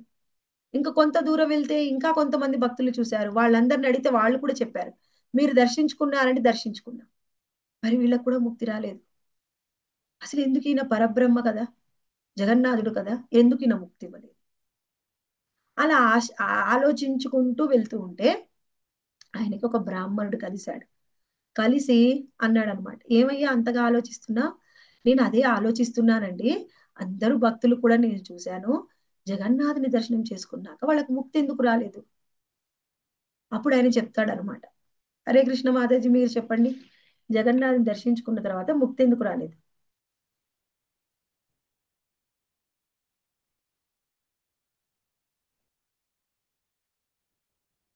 ఏంటి మాతాజీ సైలెంట్ గా ఉన్నారు? ఏదైనా తెలిసింది చెప్పవచ్చు. వాళ్ళు ఇంకా చనిపోయాక వాళ్ళ యొక్క వస్తుంది కర్మ మాతాజీ. బంధనాలన్నీ తొలగిపోలేదా మాతాజీ? ఓకే, ఇంకా ముక్తి వచ్చేసింది మాతాజీ, వాళ్ళు వాళ్ళకి ఇంకా చనిపోయాక. యోగ్యత లేదు. అంటే హరే కృష్ణ మాతాజీ, వాళ్ళు ముక్తి ఇంకా అంటే భగవంతుడి కలిసిపోవడం భక్తితో అనుకుంటా. సేవ అతను చేసుకోవాలని కలిసిపోవడం ఉంచారా అనుకున్నాడు మాతాజీ? మాతాజీ. కానీ భౌతికంగా కలిసిపోవడం కాదు కదా మాతాజీ. ఓకే, ఆయన మాతాజీ ఏమనుకున్నారంటే చెప్పండి. ఏం ప్రశ్న, ఏం అంటే భోగ ఆఫర్ చేశారు మాతాజీ? భోగా ఏం ఆఫర్ చేయలేదు. ఆయన స్మరిస్తూ ఉన్నాడు, మనసులో స్మరిస్తూ నడుచుకుంటూ వెళ్తూ ఉన్నాడు. వాళ్ళకి ఇంకా విదురుడు భక్తితో సేవ మాతాజీ, విదురుడు. చేయడానికి ఇంకా ఛాన్స్ ఇచ్చారా మాతాజీ వీళ్ళందరికీ భక్తులకి? అయితే ఆ బ్రాహ్మణుడు ఏం సమాధానం చెప్పాడో చెప్తాను వినండి. అయితే ఆ బ్రాహ్మణుడు ఏం చెప్పాడంటే, ఇక్కడ జగన్నాథుడి దగ్గరికి వెళ్ళే వాళ్ళు ఎంతో మంది ఉంటారు. వాళ్ళు ఏమి కోరుకుంటే వాళ్ళు కోరుకున్నది వాళ్ళకి ఇస్తాడు. భక్తిని కోరుకుంటే భక్తిని ఇస్తాడు, ముక్తిని కోరుకుంటే ముక్తిని ఇస్తాడు, భుక్తిని కోరుకుంటే భుక్తిని ఇస్తాడు. నువ్వు ఏం కోరుకుంటే అది ఇస్తాడు జగన్నాథుడు, మనం కోరుకునే దాన్ని బట్టి ఉంటుంది. సరే, అదంతా విన్నాడు. విన్నా కానీ ఆయన మనసు పూర్తిగా ఒప్పుకోలేదు. ఒప్పుకోకుండా జగన్నాథుని దర్శించుకుంటే ముక్తి రావాలి, అయినా కానీ ఇంకా వీళ్ళు ఇక్కడ తిరుగుతూ ఉన్నారు, నాకు ఇది ఏమీ నచ్చడం లేదు అని ఆయన వెళ్ళాడు. వెళ్ళి చూసుకుంటే జగన్నాథుడు ఎలా ఉన్నాడు, ఆయన ఎలా కోరుకున్నాడో అలా లేడు. పెద్ద పెద్ద కళ్ళు, పెద్ద ముఖము, జగన్నాథుడు అంతే, బలదేవుడు అంతే, సుభద్రమాయ అంతే ఉన్నారు. కానీ ఈ జగన్నాథుడికి లేదు. ఆయన గణపతి ఎలా ఉంటాడు, గణపతి లాగా లేడు. మరి పరబ్రహ్మం కదా, గణపతి పరబ్రహ్మం అనుకున్నాను, ఈయన పరబ్రహ్మం అయితే అలా కనిపించాలి, నాకు అలా దర్శనం ఇవ్వలేదు. కొంత డిసప్పాయింట్ అయ్యాడు. దర్శనం చేసుకొని తిరిగి వెళ్తూ ఉన్నాడు. వెళ్తూ ఉంటే అప్పుడు జగన్నాథుడు పూజారికి చెప్పాడనమాట, నువ్వు వెళ్ళి ఆ బ్రాహ్మణుని పిలుచుకొనిరా, నేను ఆయన కోరుకున్న రూపంలో దర్శనం ఇస్తాను అని చెప్పు. వెళ్ళాడు సంతోషంగా. ఆ బ్రాహ్మణుడు, ఆయన పూజారి వెళ్తే బ్రాహ్మణుడిని పిలిస్తే వచ్చాడనమాట. అవునా, మళ్ళీ నేను కోరుకున్నట్టు దర్శనం ఇస్తాడా? సరే అని తిరిగి వస్తాడు. సరే అని తిరిగి వస్తే ఆయన చూడగానే ఆయన ఎలా కోరుకున్నాడో అలా హాతీ వేషంలో కనిపిస్తాడు. జగన్నాథుడికి, బలదేవుడికి, సుభద్రామాయికి ఒక ఏనుగుకి ఎలా ఉంటుంది, వినాయకుడికి ఎలా ఉంటుంది అలా ఉంది. చూడగానే ఆయన చాలా చాలా సంతోషించి వెంటనే అక్కడ ఆయనకి జగన్నాథుల్లో కలిసిపోతాడు, శరీరాన్ని వదిలేసి. అక్కడ జగన్నాథుల్లో కలిసిపోయి ఆ ఆయన, మనకి తెలుసు ఎన్నో వైకుంఠ ధామాలు ఉన్నాయి ఆధ్యాత్మిక లోకంలో, అనేకమైన వైకుంఠ ధామాలు ఉన్నాయి, అందులో జగన్నాథ వైకుంఠం కూడా ఉంటుంది. ఆ జగన్నాథ వైకుంఠానికి చేరుకున్నాడు. వెళ్ళి ఆయన అందరిని చూశాడు అక్కడ వైకుంఠంలో. చూస్తే అందరు భక్తులు ఉన్నాడు, స్వయంగా జగన్నాథుడు ఉన్నాడు. స్వామి, నేను ఎక్కడున్నాను అంటే, నా వైకుంఠానికి వచ్చావయ్యా నువ్వు, అయితే నాకు మీరు ముక్తి ఇచ్చేశారా అని స్వామిని చూసి పదే పదే దండవత్ ప్రణామం చేసి సంతోషంగా జగన్నాథ వైకుంఠ ధామంలో ఉన్నాడు. అంటే ఏంటి, మనం బలంగా కోరుకుంటే మనం కోరుకున్నది కృష్ణుడు ఇస్తాడు. మనకి ఎందుకు ఇవ్వడం లేదు అంటే, మనం అంత బలంగా కోరుకోవట్లేదు. ఎందుకంటే అడుగుతాము కానీ మనలోనే ఒక అపనమ్మకం ఇస్తాడు లేదు. ఆయనకు అలా లేదు. భగవంతుడి దగ్గరికి వెళ్తే ముక్తి రావాలి, ఇది కంపల్సరీ కదా. ఎందుకు ఇవ్వడం లేదు? ఒక బ్రాహ్మణుడు వచ్చి చెప్పినా గాని ఆయన మనసు మారల. అంటే ఏంటి? భగవంతుడికి ఉన్న శక్తి సామర్థ్యాల మీద మనకి అపనమ్మకం రాకూడదు. ఏం రాకూడదు మాతాజీ? అపనమ్మకం రాకూడదు. వాళ్ళు ఎంతగా ఆయన్ని విశ్వసిస్తారో అదే చూపిస్తారు భగవంతుడు కూడా. అపనమ్మకం రాకూడదు. వస్తే వాళ్ళు వాళ్ళ భక్తిలో పూర్వం కోరిక వస్తే వాళ్ళు అనుకున్నది జరగదు, ఆయన్ని నమ్మకం లేనట్టే. నమ్మకం లేని వాళ్ళకి జరగదు. అలానే ఈయనకు కూడా దర్శనమిచ్చాడు, వైకుంఠ ధామానికి వెళ్ళాడు. చాలా సంతోషించాడు అనమాట ఆ గణపతి భట్. అయితే తర్వాత మనకి ఇంకా ఎంతో మంది భక్తులు ఉన్నారు. ఆ భక్తుల్లో ఇక్కడ మనకి చూడొచ్చు మాతాజీ, నిన్న మనము ఎక్కడ జగన్నాథుడి యొక్క స్నానయాత్రలో మీరు చూస్తే, స్నానయాత్ర ఎప్పుడు జరుగుతుంది అంటే జగన్నాథుడు మొత్తము సంవత్సరం మొత్తంలో 2 సార్లు మాత్రమే బయటకు వస్తారు. మొదటిది స్నానయాత్రలో బయటికి వస్తారు. స్నానయాత్ర అయిపోయిన తర్వాత, స్నానం చేపించిన తర్వాత ఆయన కొంత జ్వరం అనేది వస్తుంది. జ్వరం వచ్చిన తర్వాత వెంటనే మళ్ళీ ఆయన లోపలికి వెళ్ళిపోతాడు. 15 రోజులు ఆయనకి అక్కడ ట్రీట్మెంట్ జరుగుతుంది. సబరజాతి గిరిజనులు వచ్చి ఆయనకి ట్రీట్మెంట్ ఇస్తారు. ఆ తరువాత మళ్ళీ రథయాత్రకు మాత్రమే బయటికి వస్తారు. రథయాత్రలో బయటికి వచ్చి ద్వారక నుంచి గుండిచా మందిరానికి వెళ్తారు. ద్వారకనేమో శ్రీమందిరము, గుండిచా మందిరం ఏమో బృందావనం. అలా ఆయన ద్వారక నుంచి శ్రీమందిరానికి రథయాత్రలో వెళ్ళి అక్కడ 7 రోజులు ఉండి తిరిగి మళ్ళీ ఆ రథంతో తిరిగి వస్తారనమాట. అలా సంవత్సరంలో 2 సార్లు మాత్రమే ఆయన బయటికి వస్తారు. మిగిలిన కాలం అంతా మందిరంలోనే ఉంటారు. అయితే ఎప్పుడైతే ఇప్పుడు ఈ కర్ణాటక బ్రాహ్మణుడు చూశాడు కదా హాతీ వేషంలో, అలా జగన్నాథ స్నానయాత్ర అయిపోగానే ఇప్పటికి కూడా జగన్నాథుని మనం అలా దర్శనం వేసుకుంటాం.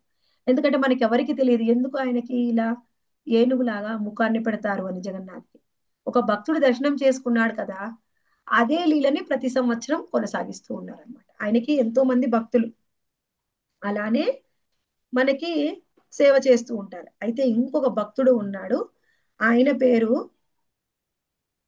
చాలా మంది ఉన్నారనమాట.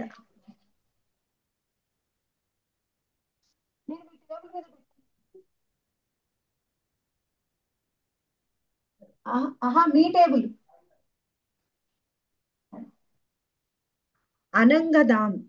అనంగధామ్ దేవ్ అనమాట. అయితే ఆయన ఎంత గొప్ప భక్తుడంటే మనము చూడాలి. ఇప్పుడు మనము ఎక్కడైతే మనకి జగన్నాథ్ ధామ్లో పక్కన అగ్ని వెలిగిస్తారనమాట. ఎప్పుడు వంట చేస్తుంటే మనం పొయ్యి వెలిగించి వంట చేస్తాం కదా, అయితే అక్కడ అలా చెయ్యరు. జగన్నాథ్ పూరిలో ఎలా చేస్తారంటే మంత్రోచ్చారణతోని అగ్నిని వెలిగిస్తారు. ఆ అగ్నితోనే మొత్తము వంటంతా పూర్తి చేస్తారు. అయితే ఒకసారి ఆ బ్రాహ్మణులు ఎవరైతే వెలిగించిన తర్వాత మధ్యలో ఒకలా పొయ్యి ఆరిపోయినా కానీ మళ్ళీ వాళ్ళు చూసుకునే వాళ్ళు ఎవరైనా ఒకళ్ళు కావాలి అని అనుకున్నారనమాట. కావాలి అనుకున్నప్పుడు అందరినీ పిలుస్తూ ఉన్నారు. ఎవరైతే ఆ అగ్నిని చేతిలో ధరించి వాళ్ళ చెయ్యి కాలకుండా ఒక 3 రోజులు ఉంచుకోగలరో వాళ్లకు మాత్రమే ఈ సేవ ఇవ్వాలి అనుకుంటారు. అందులో ఆయన యొక్క ఒక భక్తుడు ఉన్నాడు అనమాట. ఆ భక్తుడు ఎప్పుడు కూడా ఆ జగన్నాథుడికి సేవ చేస్తూ ఉంటాడు. ఎంతో సంతోషంగా ఆయన సేవ చేస్తూ ఉంటాడు. అయితే ఆయన ఎవరు అంటే ఒక రామ భక్తుడు. సీతారామ లక్ష్మణ సమేతంగా ఉన్న ఆ సీతారాముల విగ్రహానికి ఆయన సేవ చేస్తూ ఉంటాడు. కానీ జగన్నాథుడు కూడా ఆయన ఎంతో ఇష్టం. ఎందుకంటే రాముడే జగన్నాథుడి రూపంలో అక్కడ ఉన్నాడని ఆయన నిరంతరం భజిస్తూ ఉంటాడు. ఆయన ఎంత గొప్ప భక్తుడు అంటే ఆయన దగ్గరికి స్వయంగా హనుమాన్, విభీషణుడు కూడా వచ్చి ఆయన యొక్క అర్చనలో పాల్గొంటూ ఉంటారు.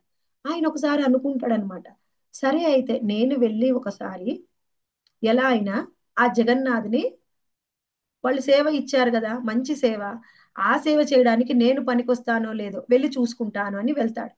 వెళ్తే ఎంతో మంది వస్తున్నారు, ప్రయత్నం చేస్తున్నారు. వాళ్ళ చెయ్యి మండిపోతుంది, వెళ్ళిపోతున్నారు. ఈయన దగ్గరికి వెళ్ళి ఈయన చేతిలో పెట్టుకోగానే 3 రోజులైనా సరే ఆయనకి ఏ విధంగా కూడా మంట ఆయన ఏ విధంగా కూడా ఇబ్బంది పెట్టదన్నమాట ఆ వైష్ణవాగ్ని.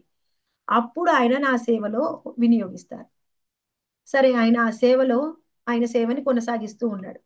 ఒక రోజు ఏం చేశాడంటే ఆయన ఈ అరటి పండు ఈ అరటి చెట్టు ఉంటుంది కదా, ఆ చెట్టులో ఉండే ఆ దారంతోని పూల ఒక మంచి మాల తయారు చేసి మళ్ళీ ఒక స్వీట్ తయారు చేస్తాడనమాట. బియ్యంతోని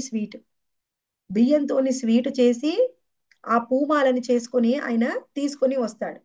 తీసుకొని వస్తే అక్కడ వాళ్ళు ఎవరు కూడా స్వీకరించరనమాట.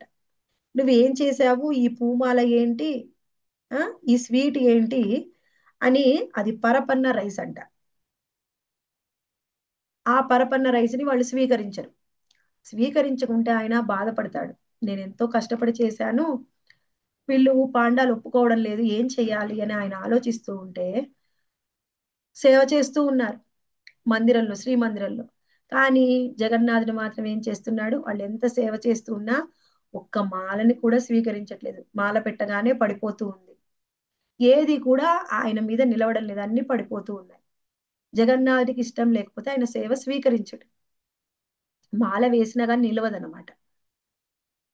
సరే ఆయనకు అర్థమైపోయింది, ఈయన ఏమీ స్వీకరించడం లేదు. అప్పుడు వెళ్ళి రాజుగారి దగ్గరికి వెళ్ళి అడుగుతారు.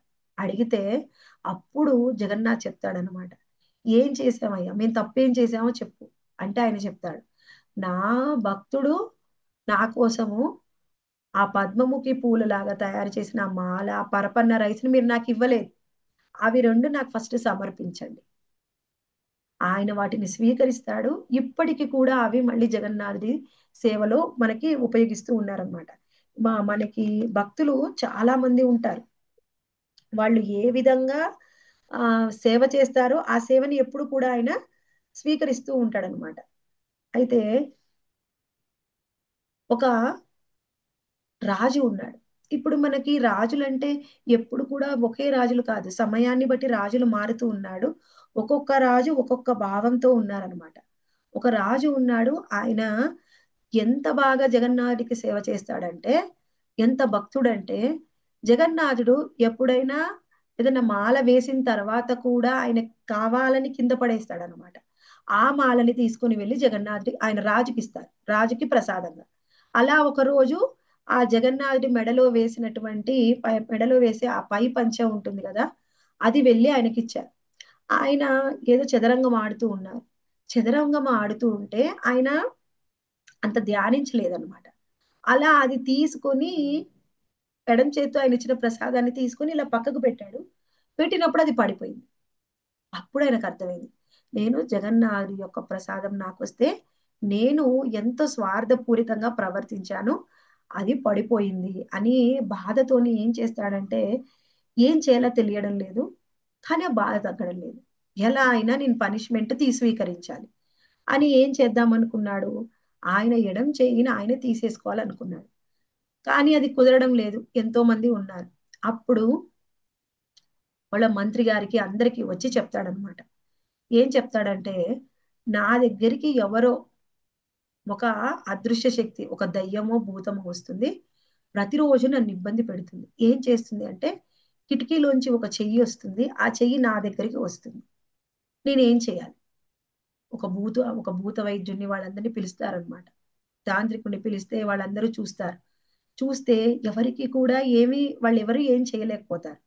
అప్పుడు ఆయన రాజుగారు, మీరు ఏం తీసుకొచ్చారు, ఏం చేశారో తెలియదు, కానీ ఆ చెయ్యి మాత్రం నన్ను రోజు ఇబ్బంది పెడుతూ ఉంది. మంత్రిగాడు ఏమంటారంటే, సరే నేనే ఈ రోజు నుంచి కాపలా కాస్తాను, మీరు పడుకోండి. వెళ్ళారు. వెళ్తే మంత్రి గారు అక్కడే ఉన్నారు. రాజుగారు నేను ఇప్పుడే వస్తానని పైకి వెళ్తారు. వెళ్ళి ఎక్కడైతే ఆయన ఆ బయటికి వెళ్ళగానే, ఇలా ఆయన వెళ్ళగానే వెంటనే ఒక చెయ్యి కిటికీలోంచి బయటికి వస్తుంది. వస్తూ ఉంటే ఆయన మంత్రి, అమ్మ వచ్చేసింది, ఈ భూతం వచ్చేసింది అని ఎప్పుడైతే ఆ చెయ్యి ఇట్లా బయటికి లోపలికి వస్తుందో వెంటనే ఆ మంత్రి గారు ఆయన ఖడ్గం తీసుకొని చెయ్యిని కట్ చేస్తారు. బయటికి వెళ్ళి రాజుగారికి చూపిద్దాము అని అనుకుంటే చూస్తే రాజుగారికి చెయ్యలేదు. అప్పుడు ఆయనకు అర్థమైంది, నేను ఖండించింది మీ చెయ్యినే అని. ఎందుకండి మీ చెయ్యిని ఎలా ఖండించాను అంటే, నేను పొరపాటుగా మీ చెయ్యిని ఖండించాను. లేదు లేదు, నా కర్మానుసారం నా ప్రారంధం అది పోయింది, ఇందులో తప్పు నీదేం లేదు, నేను చేసిన తప్పుకే నా చేయిని తీసేశాడు జగన్నాథ్ అని ఆయన చాలా బాధపడతాడనమాట మంత్రి గారు. వెళ్ళి ఏం చేయాలి అని ఆ చెయ్యిని అక్కడ జగన్నాథ్ గార్డెన్ లో అందులో చెయ్యిని అక్కడ పాతుతారనమాట. పాతగానే కొన్ని రోజుల తర్వాత అక్కడి నుంచి ఎంతో సుగంధ పరిమళాలు వెదజల్లే ఒక మొక్క అనేది వస్తుంది. ఆ మొక్క యొక్క పరిమళం మొత్తం ఆ తోట మొత్తం ఆ రాజ్యం అంతా కూడా పరుచుకుంటుంది అనమాట. ఇది పరిమళంతో అందరూ స్వయంగా రాజు కూడా వెళ్ళి ఆ తోటమాలని అడుగుతారు, మీరు ఏం చేశారు, ఏం విత్తనం వేశారు, ఇంత మంచి మొక్క వచ్చింది. నేనేం విత్తనం వేయలేదండి, ఎప్పటి నుంచో నేను సేవ చేస్తున్నాను, కానీ ఇలాంటి చెట్టుని నేను ఇంతవరకు చూడలేదు అని చెప్తారనమాట. సరే అని, సరే ఈ ఈ మొక్కలు ఇవి ఉన్నాయి కదా చాలా పరిమళం ఇస్తున్నాయి, నేను జగన్నాథ్కి తీసుకుని వెళ్ళాలి, ఎవరికి ఇవ్వకు అని చెప్పగానే ఆయన వచ్చి చూసే లోపు తెల్లవారి దానికి ఉన్న ఎన్నో ఆకులు కనిపించకుండా పోతాయి. అప్పుడు ఆయన కోపం వస్తుంది, ఈ తోటమాలి నువ్వే ఏదో చేసి ఉంటావు, ఇన్ని ఆకులు ఎక్కడి నుంచి ఎక్కడికి వెళ్ళిపోయాయి, నేనేం చేయలేదు స్వామి అన్నా కానీ ఆయన వినకుండా ఆయన జైల్లో వేస్తారు. జైల్లో వేసిన తర్వాత స్వయంగా ఆ రాజుగారే జగన్నాథుడి దగ్గరికి వెళ్ళి మొరపెట్టుకుంటాడు అనమాట. నీకు ఎంతో మంచి పరిమళాలు వెజల్లే ఈ మాలని నా ఆకులతోని మాల తయారు చేసి నేను మీకు తెచ్చిద్దామనుకుంటే ఈ తోటమాల ఏదో చేశాడు, ఆకులన్నీ మాయమైపోయాయి. అప్పుడు జగన్నాథ్ చెప్తాడనమాట, నీకు తెలుసా ఆ మొక్క ఎలా వచ్చిందో అంటే, తెలియదు స్వామి, నీ చెయ్యి ఎక్కడైతే పాతి పెట్టాడో మంత్రి దాని నుంచి వచ్చిన మొక్క ఇది, ఇది 84 లక్షల జీవరాశుల్లో ఒక మొక్క కాదు, ఇది నీ భక్తి యొక్క ఎంత నీకు భక్తి ఉందో అంత పరిమళము ఈ మొక్కలోంచి వస్తుంది, నేనే వచ్చి నాకు ఈ ఆకులు కావాలని నేనే దొంగలించాను అని జగన్నాథ్ చెప్తాడనమాట. అది విన్న రాజు ఎంతో సంతోషించి ఆనందంతో మూర్చిపోతాడు జగన్నాథ్ ముందు. అలా ఒక్కొక్కళ్ళు ఒక్కొక్క విధంగా జగన్నాథుడికి సేవ చేస్తూ ఉంటారు. ఇంకొక రాజు ఉన్నాడు, ఆ రాజు ఎలా ఉన్నాడంటే ఇంద్రస్వామి అనమాట. ఆయన ఏమనుకున్నాడంటే జగన్నాథ్ అంటే ఎప్పుడు శ్రీమందిరంలోనే ఉంటాడు, జగన్నాథ్ బయటికి రాడు, బయట ఉన్న బయటకి వస్తే ఆయన జగన్నాథుడిగా ఆయన స్వీకరించలేకపోతున్నాడు, శ్రీమందిరంలో ఉంటేనే జగన్నాథ్. ఒక రోజు ఏం జరిగింది, జగన్నాథు ఆ స్నానయాత్రకని బయటికి వచ్చాడు. బయటికి వస్తే ఆయన వెళ్ళి చూశాడనమాట, జగన్నాథ్ నిజంగా బయటికి వచ్చాడా లేదా, వెళ్ళి చూద్దామని మందిరంలో చూస్తే మందిరంలో ఎవరు ఉన్నారంటే భైరవుడు ఉన్నాడు. భైరవుడు ఎలా ఉన్నాడు, పూర్తిగా నలుపు రంగు శరీరంతోని పెద్ద పెద్ద జుట్టు ఎర్రని కళ్ళతోని అక్కడ భైరవుణ్ణి చూశాడు. చూసి వెళ్ళి అడిగాడు, మీరు ఎవరు అని. ఎవరిని దర్శనం చేసుకున్నారు మాతాజీ? భైరవుణ్ణి. భైరవుడు ఎవరు? జగన్నాథ స్వామి. భైరవుడు స్వయంగా శివుడి యొక్క విస్తారం. జగన్నాథ్ లేని సమయంలో శ్రీమందిరాన్ని రక్షిస్తూ ఉన్నాడు. అప్పుడు ఆయన అడిగాడు అనమాట, జగన్నాథ్ ఎక్కడికి వెళ్ళాడు, జగన్నాథ్ బయటికి వెళ్ళాడు కదా, నీకు తెలియదా, నేను రక్షించడానికి ఇక్కడ ఉన్నాను శ్రీమందిరాన్ని. నిజంగా జగన్నాథ్ వెళ్ళాడా? జగన్నాథ్ వెళ్ళాడు. ఇంకా నీకేమైనా సందేహం ఉందా? అప్పుడు ఆయన నమ్మాడు అనమాట, నాకు సందేహం లేదు, జగన్నాథ్ మందిరంలో ఉన్న ఎక్కడ ఉన్నా జగన్నాథుడిలో ఏ మార్పు లేదు, ఆయన కృపలో ఏ మార్పు ఉండదు అని ఆయన అర్థం చేసుకుంటాడు అనమాట. అలా జగన్నాథుడికి ఎప్పుడు కూడా నిత్యము సేవలు అందిస్తూ ఉంటాడు. ఇంతకు ముందు కూడా నేను మీకు చెప్పాను, ఎవరి గురించి అంటే పద్మ అని ఒక బాలిక ఎప్పుడు కూడా జగన్నాథుడి యొక్క ఆ గీత గోవిందంలోని పాటలు ఎంతో అందంగా శ్రావ్యంగా పాడుతూ ఉంటుంది. అలా ఒక రోజు పద్మ గీత గోవిందాన్ని పాడుతూ ఉంటే, జగన్నాథ్కి గీత గోవిందం అంటే ఎంతో ఇష్టం, ఎవరు ఎక్కడ గానం చేస్తే అక్కడికి వెళ్తాడు. అలా పద్మ పాడుతూ ఉంటే ప్రతిరోజు ఏం చేస్తున్నాడు, ఆమె పాడే సమయానికి జగన్నాథ్ వెళ్ళిపోతున్నాడు, రోజు ఆ పాటలు వింటున్నాడు. ఒకరోజు ఏం జరిగింది, ఆలస్యం జరిగింది మందిరానికి రావడానికి. మందిరం శ్రీ విగ్రహం తలుపులు తెస్తారని పరిగెత్తుకొని వస్తుంటే ఆయన పై పంచ అక్కడ చిరిగిపోతుంది అనమాట, కొమ్మలకు అంటుకొని చిరిగిపోతే అలానే పరిగెత్తుకొని వచ్చి కూర్చుంటాడు. ఆ పూజారులు డోర్ తీయగానే జగన్నాథుడు పై పంచ చిరిగిపోయి ఉంది. మట్టి అంటుకొని ఉంది, ముళ్ళు ఉన్నాయి. ఎవరో వచ్చి మొత్తం తోటలో దాన్ని తిప్పి తీసుకొని వచ్చారు. అప్పుడు పూజారి అంటాడు అనమాట, ఎవరో కాదు చేసింది, ఈయన పని, ఈయన ఏం చేశాడో అడగండి ఫస్ట్. అంటే అందరు వెళ్ళి అడుగుతారనమాట. అడిగితే ఆయన అన్నాడు, నా భక్తురాలు ఉంది, ఎప్పుడు ఎంతో అందంగా గీత గోవిందాన్ని పాడుతూ ఉంది పద్మ. అయితే ఆ రోజు గీత గోవిందము చాలా స్లో ట్యూన్ లో పాడుతుంది, అందుకని పూర్తవడానికి, కంప్లీట్ అవడానికి టైం పట్టింది. అది అయిపోయే లోపల లాస్ట్ స్టాండ్ విని పరిగెత్తుకొని వచ్చేసాను. అవునా స్వామి, ముందే మాకు చెప్తే మేమే ఏర్పాటు చేస్తాం కదా. అలా అని అందరూ, రాజు వెళ్ళి ఆమెను రిక్వెస్ట్ చేసి పిలిపించి ప్రతిరోజు గీత గోవిందం గానం చేయించాడు ఆమెతో. ఎవరు ఏ విధంగా సేవ చేస్తే ఆ సేవని స్వీకరిస్తాడు, వాళ్ళలో భక్తి ఉంటే చాలు. యోమా భక్త్యా ప్రయచ్చతి, భక్తితో చేయాలి. మనము భక్తి లేకుండా శరీరంతో చేస్తే స్వీకరించాడు, స్వీకరించాడో లేదో కూడా మనకు అర్థం కాదు. అందుకని భక్తితోనే ఆయనకి మనము భోగ ఆఫర్ చేయాలి. ఆయన ఇందాక మనం చూసాం కదా, ఒక భక్తుడు కేవలం స్వీకరించు అని చెప్తే స్వీకరించాడు, కానీ ఎంతో మంది మంత్రోచ్చారణ చేసినా వాళ్ళు స్వీకరించలేదు. ఆయన మన మనసుని చూస్తాడు. ఇంకొక భక్తుడు ఉన్నాడు, ఆయన ఒక తాంత్రికుడు అనమాట. ఆయన అనుకున్నాడు, నేను మొత్తం అన్ని తీర్థయాత్రలు అన్నీ చేస్తాను, చివరికి జగన్నాథపురికి వస్తాను, జగన్నాథపురితోని నా తీర్థయాత్ర పూర్తవుతుంది. తాంత్రికుడు కదా, కొన్ని సిద్ధులు ఉన్నాయి. వచ్చి ఆయన అనుకున్నాడు అనమాట, వెళ్ళి అసలు నేను చూడాలి జగన్నాథుడు ఎక్కడ ఉన్నాడు, ఎలా ఉన్నాడు, ఏం చేస్తున్నాడు, ఆయన బయటికి వచ్చినప్పుడు అక్కడ ఎవరు ఉన్నారు, అన్ని జగన్నాథు గురించి అన్ని తెలుసుకోవాలి అనుకుంటాడు. ఆయన ఒక రాజుగారికి చెప్పి, ఎక్కడ ఏదో తేడా ఉంది, మందిరంలో ఏదో జరుగుతుంది, రండి మీరు మనం వెళ్ళి చూద్దాం అని రాజుగారిని పిలిచి ఆయన కూడా వెళ్తాడనమాట.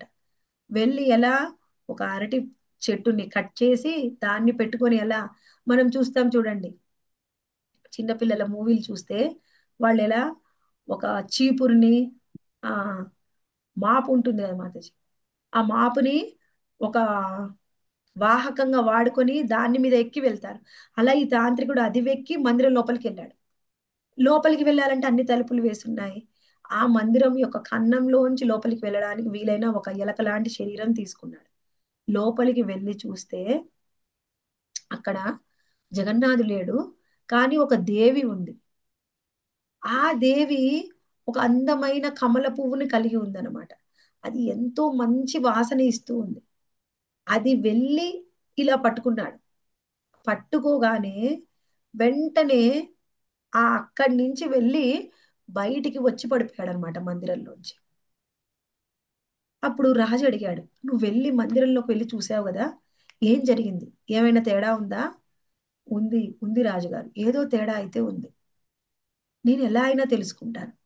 నేను ఆయన ఎందుకు వెళ్ళినప్పుడు ఏం చేశాడంటే, కమల పువ్వు దగ్గరికి వెళ్ళేటప్పుడు ఒక భ్రమలంలాగా మారిపోయాడు. ఎప్పుడైతే కమల పువ్వు మీద వాలగానే ఆ కమల పువ్వు ముడుచుకుంది.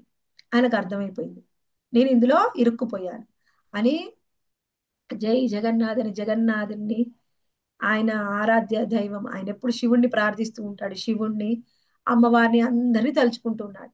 అలా ప్రార్థించగా ప్రార్థించగా ఆ కమల పువ్వు ఓపెన్ అయితే బయటకు వచ్చి బ్రతికి బయటపడతాడు. అయినా సరే ఈయనకి ఇంకా పూర్తి నమ్మకం రాల. సరే నేను ఈసారి అసలు ఏ రూపం లేకుండా కనిపించకుండా వెళ్తాను అని కనిపించకుండా వెళ్ళాడు. కనిపించకుండా వెళ్తే అప్పుడు ఎవరున్నారు, ఒకతే అమ్మవారు. ఇప్పుడు 8 మంది ఉండి 8 మంది కూడా జగన్నాథుడికి సేవ చేస్తూ ఉన్నారు. 8 మంది శక్తి రూపంలో జగన్నాథుడికి సేవ చేస్తూ ఉన్నారు. అయితే మనకి ఏం చెప్తున్నారంటే, ఇక్కడ ఈ సేవ ఎక్కడ ఈయన తెలుసుకున్నాం అనుకున్నాడు, అసలు జగన్నాథుడి ద్వారకని, అంటే శ్రీమందిరం విడిచి గుండిచా మందిరానికి వెళ్తున్నాడు, ఏముంది ఆ గుండిచా మందిరంలో తెలుసుకోవాలి. అప్పుడు ఆయన భగవంతుడు చూపించాడు అనమాట, ఈ గుండిచా మందిరము ఎంతో స్పెషల్ అంట. శ్రీమందిరం ద్వారక, మన గుండిచా మందిరం వృందావనం. వృందావనంలో ఉన్నప్పుడు కృష్ణుడు ఎంతో ఇంకా ప్రసన్నంగా ఉంటారు. శ్రీమందిరం కంటే ఎవరైతే గుండిచా మందిరంలో ఆయన దర్శనం చేసుకుంటారో, ఎన్నో రోజుల నుంచి వాళ్ళకు భక్తిలో ఉన్న ఆ అవరోధాలన్నీ కూడా క్లియర్ అయిపోతాయంట గుండిచా మందిరంలో ఆయన దర్శనం చేసుకుంటే. అయితే గుండిచా మందిరంలో ఆయన ఎవరెవరికి దర్శనం, ఎవరెవరు వచ్చి అర్చిస్తారంటే దేవతలు, పిశాచాలు, ఎన్నో రకాల శక్తులు అందరు కూడా వచ్చి ఆయన దర్శనిస్తారు. ప్రతి ఒక్కళ్ళకి కూడా ఆయన దర్శన భాగ్యాన్ని ఇస్తారు. ఎక్కడిస్తారు మాతాజీ? గుండిజా మందిరంలో. మందిరం. ఏంటి స్పెషాలిటీ గుండిచా మందిరం? అక్కడ స్వామి మొత్తం కరుణ లభిస్తుంది మాతాజీ. బృందావనం కాబట్టి అది ఆ స్థలం. ఆయన అక్కడ చాలా ఆనందంగా ఉంటారు కదా, అందుకే కరుణ ఉంటుంది. అలా ఎంతో మంది సేవల్ని ఆయన అందుకుంటూ ఉన్నాడు అనమాట. చివరిగా నేను ఒక మంచి పాస్ట్ టైం చెప్పి ముగిస్తాను. అలా ఒకసారి ఏం జరిగింది అంటే, ఎప్పుడు కూడా ఆయన భక్తులకి కొంచెం కానీ అహంకారం వస్తే ఆయనకి ఇష్టం ఉండదు. ఒకసారి ఏం జరిగింది, సుదర్శనుడికి అనిపించిందంట, నేను కృష్ణుడి చేతిలో ఉంటాను, భగవంతుడి చేతిలో, ఎప్పుడు కూడా నన్ను సంధించాడంటే ఇంకా అపజయం అనేది ఉండదు, నాలాగా ఎవరూ లేరు, నా మొత్తము సుదర్శన చక్రంలో మొత్తము 12 ముళ్ళులు ఉంటాయి. ఈ 12 కూడా ఈ 12 మొత్తము కూడా ఈ 12 ఆదిత్యులు ఉంటారు. ఈ మొత్తము రెండు పుల్లల మధ్యలో ఒక రుద్రుడు ఉంటాడు. నేను అంత గొప్పవాణ్ణి అని ఆయన ఎప్పుడు జగన్నాథ్ చేతిలో ఉంటాను అని ఆయనకి ఏమనిపిస్తుంది, కొంత అహంకారం వస్తుంది. అప్పుడు ఆయన అనుకుంటాడు, ఎప్పుడైనా భక్తులకు అహంకారం వస్తే ఆయనకి ఇష్టం ఉండదు. అహంకారాన్ని తీసివేయాలి అని ఆయన ఇంకొక భక్తుడిని పిలుస్తాడు. ఎవరు? ఆయన హనుమంతుడు. ఆయన వెళ్ళి హనుమంతుని పిలవగానే ఆయన ఎప్పుడైనా గాని జగన్నాథుడికి సేవ చేయడానికి రెడీగా ఉంటాడు. కాకపోతే జగన్నాథుడిలో ఆయన రాముడిని చూసుకుంటూ ఉంటాడు. సరే స్వామి పిలిచాడు, వచ్చాడు. వచ్చిన తర్వాత ఈయన వెళ్ళాడు అనమాట. సుదర్శన్ని పంపించాడు కృష్ణుడే, నా ఒక గొప్ప భక్తుడు వస్తాడు, వెళ్ళి తీసుకురా. ఈయన వెళ్ళగానే గొప్ప భక్తుడా చూద్దామని ఆయన చుట్టూ తిరుగుతూ ఉంటాడు. సుదర్శన్ తిరుగుతూ ఉంటే ఆయన చెప్తాడు, నన్ను స్వామి పిలిచాడు అందుకే నేను వచ్చాను అని. స్వామిని తలుచుకొని ఈయన చెప్పినా వినడం లేదు. సరే అని షడ్భుజ ఆకారాన్ని చూపిస్తాడు అనమాట. స్వామిని తలుచుకొని, స్వామి ఈయన ఎవరో వినడం లేదు, కొంత నువ్వు కరుణ చూపించు అనగానే షడ్భుజ రూపంలో ఉన్న హనుమంతుడు కనిపిస్తాడు. 4 చేతుల్లో 4 సుదర్శనాలు ఉన్నాయి. 2 చేతుల్లోనేమో స్వామికి నమస్కరిస్తూ ఉన్నారు. ఇంకో 2 చేతుల్లో రామనామాన్ని జపిస్తూ ఉన్నాడు, జపమాల ఉంది. అది చూసిన తర్వాత కూడా సుదర్శనుడు ఇంకా తిరుగుతూనే ఉన్నాడు, వినట్లేదు. అప్పుడు ఆయన ఏం చేశాడు, ఆ తిరిగే సుదర్శనాన్ని ఇలా పట్టుకొని తీసుకొని దవడలో ఇక్కడ పక్కన పెట్టేసుకున్నాడు అనమాట. పెట్టుకొని స్వామి దగ్గరికి వెళ్ళాడు. వెళ్ళిన తర్వాత, వచ్చావా? ఆ స్వామి మీరు దర్శనం పిలిచారు కదా, నేను వచ్చాను, చెప్పండి ఏం సేవ చేయాలి. మరి వచ్చేటప్పుడు నీకేమి ఇబ్బంది కలగలేదా? ఇబ్బంది కలిగింది స్వామి, ఎవరో ఒక ఆయన వచ్చి తిరుగుతూ ఉన్నాడు, మీ కృపతోని నేను చూపించాను కూడా నా దర్శనం కూడా, అయినా వినలేదు. అందుకని తీసి, మరి ఎక్కడున్నాడు, ఇక్కడ పెట్టాను, తీసి చూపిస్తాడు అనమాట. చూపిస్తే అప్పుడు ఆ సుదర్శన్ మొత్తం ఎలా అయిపోయాడు, తేడా అయిపోయాడు అనమాట. గుండ్రంగా ఉండవలసిన సుదర్శన్ నిలువుగా అయిపోయాడు. స్వామిని చూసి, చూసావా? చూశాను స్వామి, తప్పు తెలుసుకున్నాను, నీ చాలా గొప్ప భక్తుడు. మరి నేనేం చెయ్యాలి అంటే, అప్పుడు సరే నువ్వు ఈ రూపంలోనే ఉండు అంటే, ఇదేనా నా రూపం, ఇంకా నా రూపం మారదా? నీ రూపం మారుతుంది, నీకు నేను కృపనిస్తాను. శ్రీమందిరం పైన నువ్వు వెళ్ళి ఉండు, ఎవరైతే నిన్ను దర్శనం చేసుకుంటారో శ్రీమందిరంలో ఉన్న శ్రీచక్రాన్ని నన్ను దర్శనం చేసుకున్న దాంతో సమానం అని చెప్తాడన్నమాట. సరే అని ఆయనకి కృప చూపిస్తాడు. కానీ ఆ సుదర్శన చక్రం ఎప్పుడైతే నిలువుగా మారిపోయాడో హనుమంతుడి వల్ల, ఆ నిలువుగా ఉన్న రూపంలోనే మనం ఎప్పుడు కూడా సుదర్శని దర్శనం చేసుకుంటాం. చూసారా మందిరంలో ఎప్పుడైనా సుదర్శన చక్రాన్ని? నిలువుగా స్తంభ రూపంలో ఉంటుంది. జగన్నాథ్, బల్దేవ్, సుభద్రామాయి మరియు సుదర్శన్. అప్పటి నుంచి ఆయనకు ఆ రూపం వచ్చిందనమాట. ప్రతి ఒక్కదాని వెనకాల ఒక పాస్ట్ టైం ఉంది. మనకి ఆ పాస్ట్ టైం విన్నప్పుడే మనకి అర్థమవుతుంది అనమాట. ఇది ఒక్కటేనా? ఇంకా హనుమంతుడు మనం ఇంతకు ముందు కూడా చెప్పుకున్నాం. హనుమంతుడు ఆయన ఒకటేనమాట. ఇంకొకటి ఏంది, కాన్ పటాక్ హనుమాన్. చాలా హనుమాన్లు ఉన్నారు. ఒక్కొక్క హనుమంతుడికి ఒక్కొక్క లీల ఉంది జగన్నాథ్ పురిలో. ఈ కాన్పటాక్ హనుమాన్ ఏంటి అంటే ఆ సముద్ర ఘోష అనేది బాగా వినిపిస్తుంది అనమాట మందిరంలోకి. చాలా డిస్టర్బెన్స్ గా ఉంది ఆయన చెప్తారు హనుమంతుడికి. ఈ సముద్ర ఘోష మందిరం బయటే వినిపించాలి, మందిరం లోపలికి రాకూడదు. జగన్ హనుమంతుడి యొక్క కృపతోని ఎప్పుడు కూడా సముద్ర ఘోష మందిరంలో ఉంటే వినిపించదు, బయటకు వస్తే వినిపిస్తుంది. ఇప్పుడు మనం వెళ్తే మనకి అక్కడ కూడా వినిపించట్లేదండి. కారణము అన్ని సౌండ్ పొల్యూషన్ అవంతా వాటి వల్ల. ఇంకొక హనుమాన్ ఉన్నాడు. ఆయన ఏమిటి అంటే ఈ సముద్రం ఎప్పుడు కూడా పక్కనే ఉంటుంది కదా పూరికి, పూరి మందిరంలోకి రాకూడదు. ఇంకొక సేవ ఇస్తాడు, అది బేడి హనుమాన్ సేవ అన్నమాట. ఒకరోజు ఏం జరిగింది, ఎప్పుడు ఈ జగన్నాథ్ ప్రసాదం కిచిడి ఏం తింటామని సీతామాత స్పెషల్ గా రామచంద్రుడి కోసం బోగా తయారు చేసిందంట. ఆ బోగా ప్రసాదం నేను ఎలా అయినా తినాలి అని హనుమంతుడు వెళ్ళిపోతాడు అయోధ్యకి. వెళ్ళిపోతే ఎక్కడ ఏం జరిగింది, ఆయన వెళ్ళగానే సముద్రం పూరిని ముంచేసింది. అందరు భక్తులు వెళ్ళి అడిగారు జగన్నాథుని, ఏమయ్యా స్వామి నువ్వు ఇది కూడా రక్షించలేదు, ఇలా అయిపోయింది, మాకు ఎంత నష్టం వచ్చింది చూడు అంటే, అసలు ఈ సేవ నేను హనుమంతుడికి ఇచ్చాను కదా, ఆయన ఏం చేస్తున్నాడు, ఎక్కడికి వెళ్ళాడు. అందరూ మళ్ళీ హనుమంతుడు వచ్చాడు, స్వామి నేను ఇలా వెళ్ళాను, మళ్ళీ ఎమ్మటే వచ్చేసాను. నువ్వు వెళ్ళకూడదని చెప్పాను కదా, ఎందుకు వెళ్ళావని ఆయనకు బేడీలు వేస్తారనమాట కాళ్ళకి. అప్పటి అంటే ఏమిటి, ఆ బేడీలు ఆయనను ఆపుతాయని కాదు, ఆ ప్రేమ ఆపుతుంది. భగవంతుడు ఎస్ నాకు ఇచ్చిన సేవని నేను వదలకూడదని బేడీ హనుమాన్ రూపంలో ఎప్పుడు కూడా మనందరికీ సేవలు అందిస్తూ ఉంటాడు. మనం ఇక్కడ చెప్పుకున్నాం చార్ చక్రి, బేడి హనుమాన్, కాన్పటాక్ హనుమాన్, ఇవన్నీ కూడా మనము చర్చించుకున్నాం. హనుమంతుడు మనకి మామూలుగా చూస్తే ఎన్నో హనుమంతుడి విగ్రహాలు ఉన్నాయి మనకి పూరి జగన్నాథ్ మందిరంలో. శివుడి విగ్రహాలు ఉన్నాయి, మరియు శివుడు ఉన్నాడు, పార్వతీదేవి విమలాదేవిగా మనకి దర్శనం ఇస్తుంది. ఈ దేవీ దేవతలు ప్రతి ఒక్కదానికి కూడా ఒక పాస్ట్ టైం ఉంది, ఊరికనే అలా వచ్చి ఉండలేదు. ఆ పాస్ట్ టైం తెలుసుకొని మనం దర్శనం చేసుకుంటే మనకు ఆ భావం వస్తుంది. అందుకని పూరి వెళ్ళినప్పుడు భక్తుల సమూహంలో వెళ్తే ఇవన్నీ కూడా మనం తెలుసుకోవచ్చు. ఇలా మనము ఈ వారం మనం కొన్ని లీలను చర్చించుకున్నాం, వచ్చే వారం ఇంకొన్ని చర్చించుకోవడానికి ప్రయత్నం చేద్దాం. హరే కృష్ణ. ఇప్పుడు తెలుసుకోవాలి అదేంటి అంటే, ఇప్పుడు సుదర్శనుడికి అహంకారం వచ్చిందని కాదు, అక్కడ ఏంటి అంటే మనకి భక్తులు ఈ విధంగా అహంకరించకూడదని కొన్ని లీలలు చేస్తూ ఉంటారు.